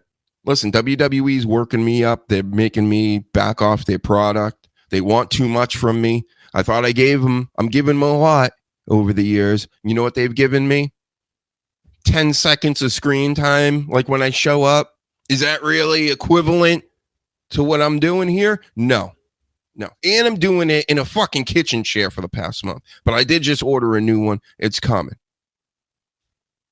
So by this time next week, no longer going to be sitting I'm going to be sitting in one of them cool chairs that all the real streamers have. And then it'll be a real show after that. You know, that's what people tell me sometimes. They're like, listen, Dr. Huge, this ain't a real show. This other guy over here, he's doing a real show, and maybe we'll get you on there sometime. And I'm like, fuck that. This is the realest show. He may be doing a real show. I'm doing the realest show. Get it? Get it, West Side Gun? At West Side Gun about this. Thank you. Don't worry. He won't shoot at you. I don't think. But, again, Jonathan Gresham, get well. Some effed up news. Some real effed up stuff. I had a gaming chair before. Paladin, actually. You know, you may remember it with the red background and all this. It was the shits. It leaned forward at all times, so I'm constantly trying to snug back on it, you know? And then one day it just went crunch. And I'm not like some huge fat guy. I'm 6 foot, 200 pounds. I mean, that's like as above average as it gets, right? So still cracked the chair in half. So I got a 400 pounder coming. You know, it's supposed to be, it's made for fat guys. And I'm not even a fat guy. So if this thing breaks anytime soon, I want my money back. He's fat! Okay, or I'm fat. So, yep. I mean, I could talk about this story, but that's depressing. That's for when we need depressing stories. What else we got? How about this? This has been popping up all week. YouTube, Spotify even. Everybody's like wanting ID out here for stuff. Just to like listen to music and to use YouTube. They want to, it's all for the safety of the children, right? Right, got it. We trust that. Haven't heard that one before. So that's what they say it's for, is to protect the children, even though they could just go right off on your platform, right off it. Go on the regular internet and just type in like boobies and stuff, and they'll find all the boobies in the world. So that makes a lot of sense, right? What you're doing, it couldn't be benefiting you in any shape or form, right? Big companies again. No, I'm sure that's not what it is. So I'll play along. Don't come get me. Don't restrict me any harder. Don't shadow ban me any harder than you already do. Thank you. I'm sure they won't now get liking and sharing and retweeting. Honestly, if I don't ask, nobody's going to do it. And you probably won't do it anyway. And if I don't ask and nobody does it, YouTube ain't helping me out. Nobody's helping me out. None of these big conglomerations are helping the Dr. Huge show out. So let's go. I need your help. And I can only help myself so much. You understand? So, yep. They better not be looking for an ID for me if I haven't proven enough that I'm over 18. I think I've proven it. You want to see my balls? We can make that happen. Check out my OnlyFans coming September of 2025, of course. It's going to be so huge. That's the only reason I'm doing this, by the way. To eventually make it big on OnlyFans, show them sweet ass balls. Yep. They said you couldn't swear before, or they'd like you'd lose your channel, demonetize you, your video wouldn't, get any views. But supposedly the word on the street is you can swear now. So I don't know what rule they just keep making up new rules. And I didn't know it was 7 minutes or 7 seconds. If you swore within 7 seconds of a video that you made for YouTube, it would nobody would see it. But now you can swear within the first 7 seconds. I'm just relaying messages back to everybody. Okay? That's what I was told.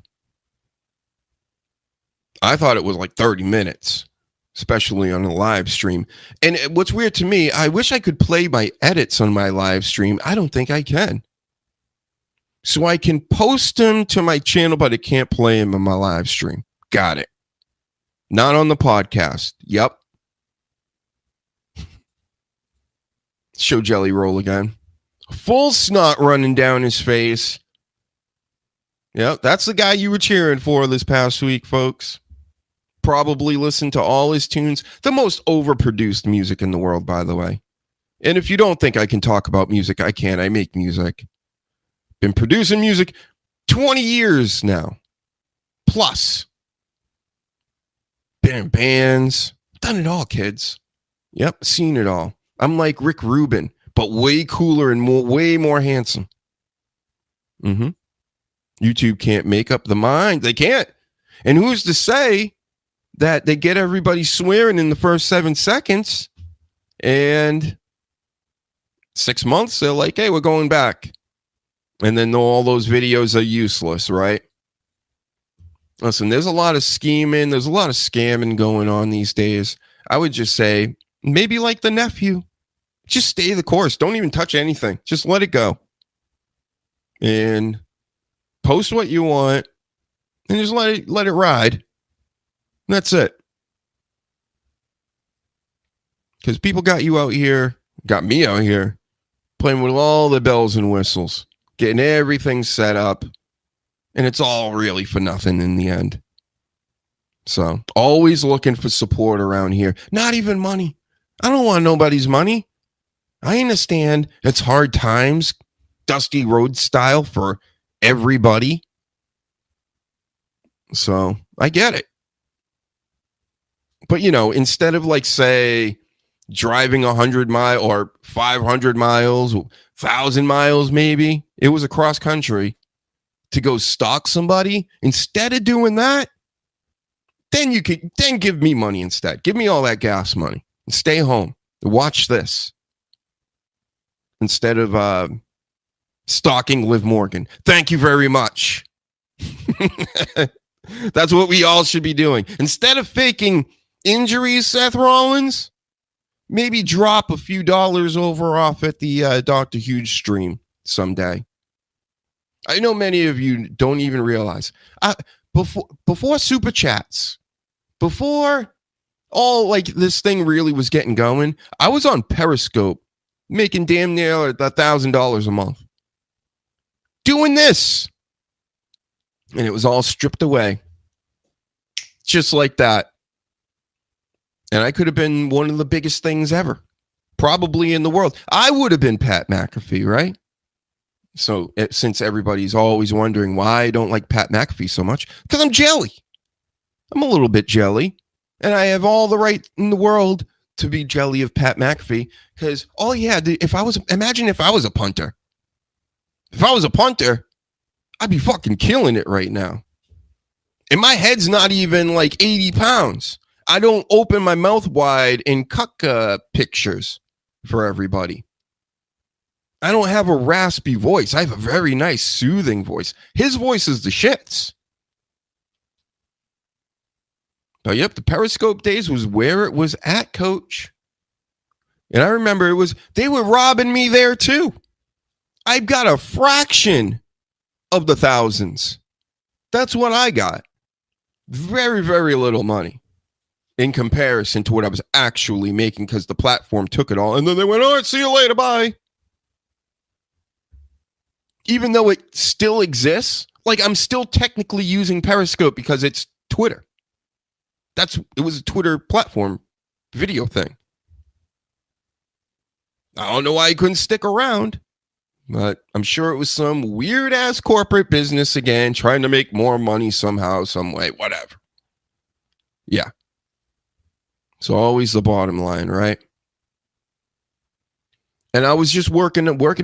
My whole goal, I'm not even trying to kill it.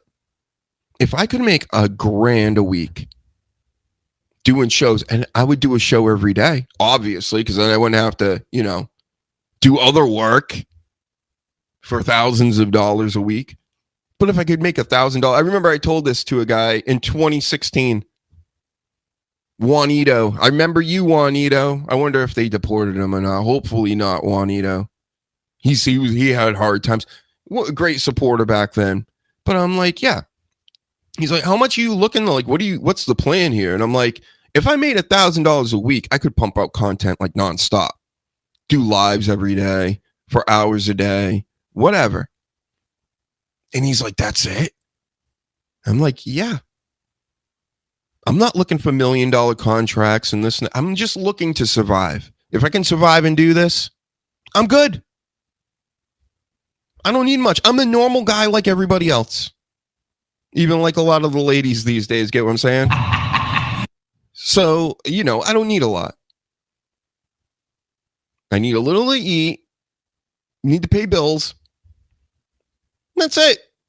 I'm not looking to jet set and buy hookers and go to islands and things. I don't need all that. Yep. No Diddy parties for me. I'm good. Maybe if I make a little extra, I can get a couple figures to put in, and it will I'm all about this and what I'm doing in my world. You understand? Which benefits the show, which benefits everybody else if they like the show. Get liking and subscribing and sharing. So that's how this operation works over here, everybody. Real art, real artist of all things. Not just here to let's get the subscribers up and let's get the list up and then we'll flip the channel and maybe I'll make 5 more channels and get all the, and then I'll make clip channels and do all this. When the day comes to do that, maybe, but this ain't the time. We're in audience finder mode again, and this is how we're doing it. This is how we do it. Like the Howie Mandel TV show title. Yeah. There's a lot more to talk about. I'm wondering if I should save it. If the people have just had enough. They might have just had enough today. I might have had enough already. Taker doesn't like people doing TikToks backstage and not watching their colleagues' matches. Makes sense to me. You're not old. That's just, it was a way of doing business, and now they don't do it like that because they don't do any business the way they used to because they're giving everything away and taking everybody's money at the same time. That's how we do it now, Undy. Come on, get on board. What, are you old or something? Rest in peace. Right. Then we have Jake Paul out here. A story, supposedly. Jake Paul hired this big-time lawyer, big-time banker, big-time globalist, right? To, go after anybody that says his fights aren't real. Totally real, bro. Especially that Mike Tyson one, right? Oh, yes.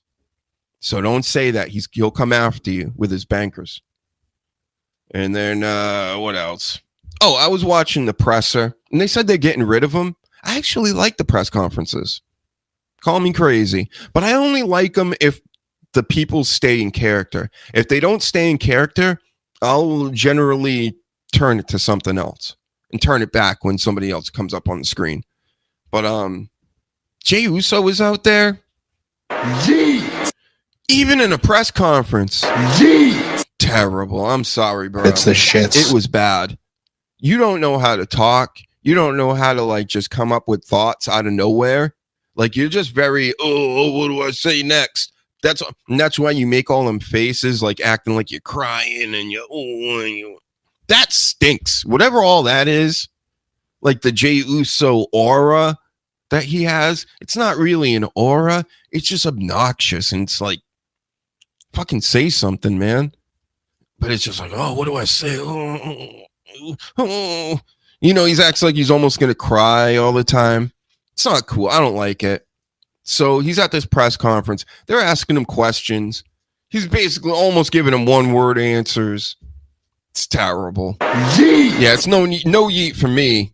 No yeet. The only good press conference Jey Uso ever had was when he was with Cody Rhodes, and they were both lit up after a match when they were tagging together. Yeet! That was cool. All the rest of them, especially this one after SummerSlam. No yeet. Nope. Terrible. It's the shits. So that happened.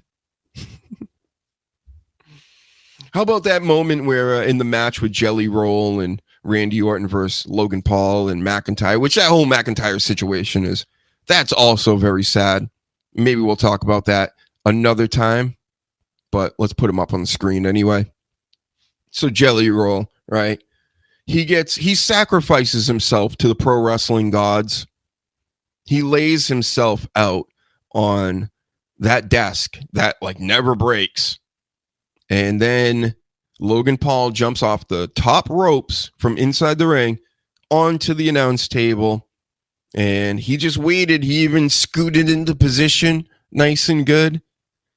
And again, he was sacrificed. Yeah, so good on you, Jelly Roll. I like that. You're willing to lose. You're willing to take the big spots and the big bumps and all this. Logan Paul could have easily killed you. But the best part of it was, you know, the doctors come out and all the refs and things. And then they're about to bring him backstage. Like, oh, Jelly Roll's really hurt. Oh, man, the announcers are really hamming it up. Yeah, he's in a bad way, this Jelly Roll. He's going to have to get all his organs replaced, all this stuff. And then he gets up the ramp, and just like Mankind in Hell in a Cell, he turns around and comes back to the match. It was pretty hilarious. I knew it was coming, and then he did it, and I prayed for it. So thank God. Thank you, Jelly Roll. Thank you, Jelly Roll. So much snot. He's snotting it up. Maybe he can be one of the nasty boys, Snots and Rags or whatever they called themselves, right? You know who I'm talking about. There was a snot wrestler.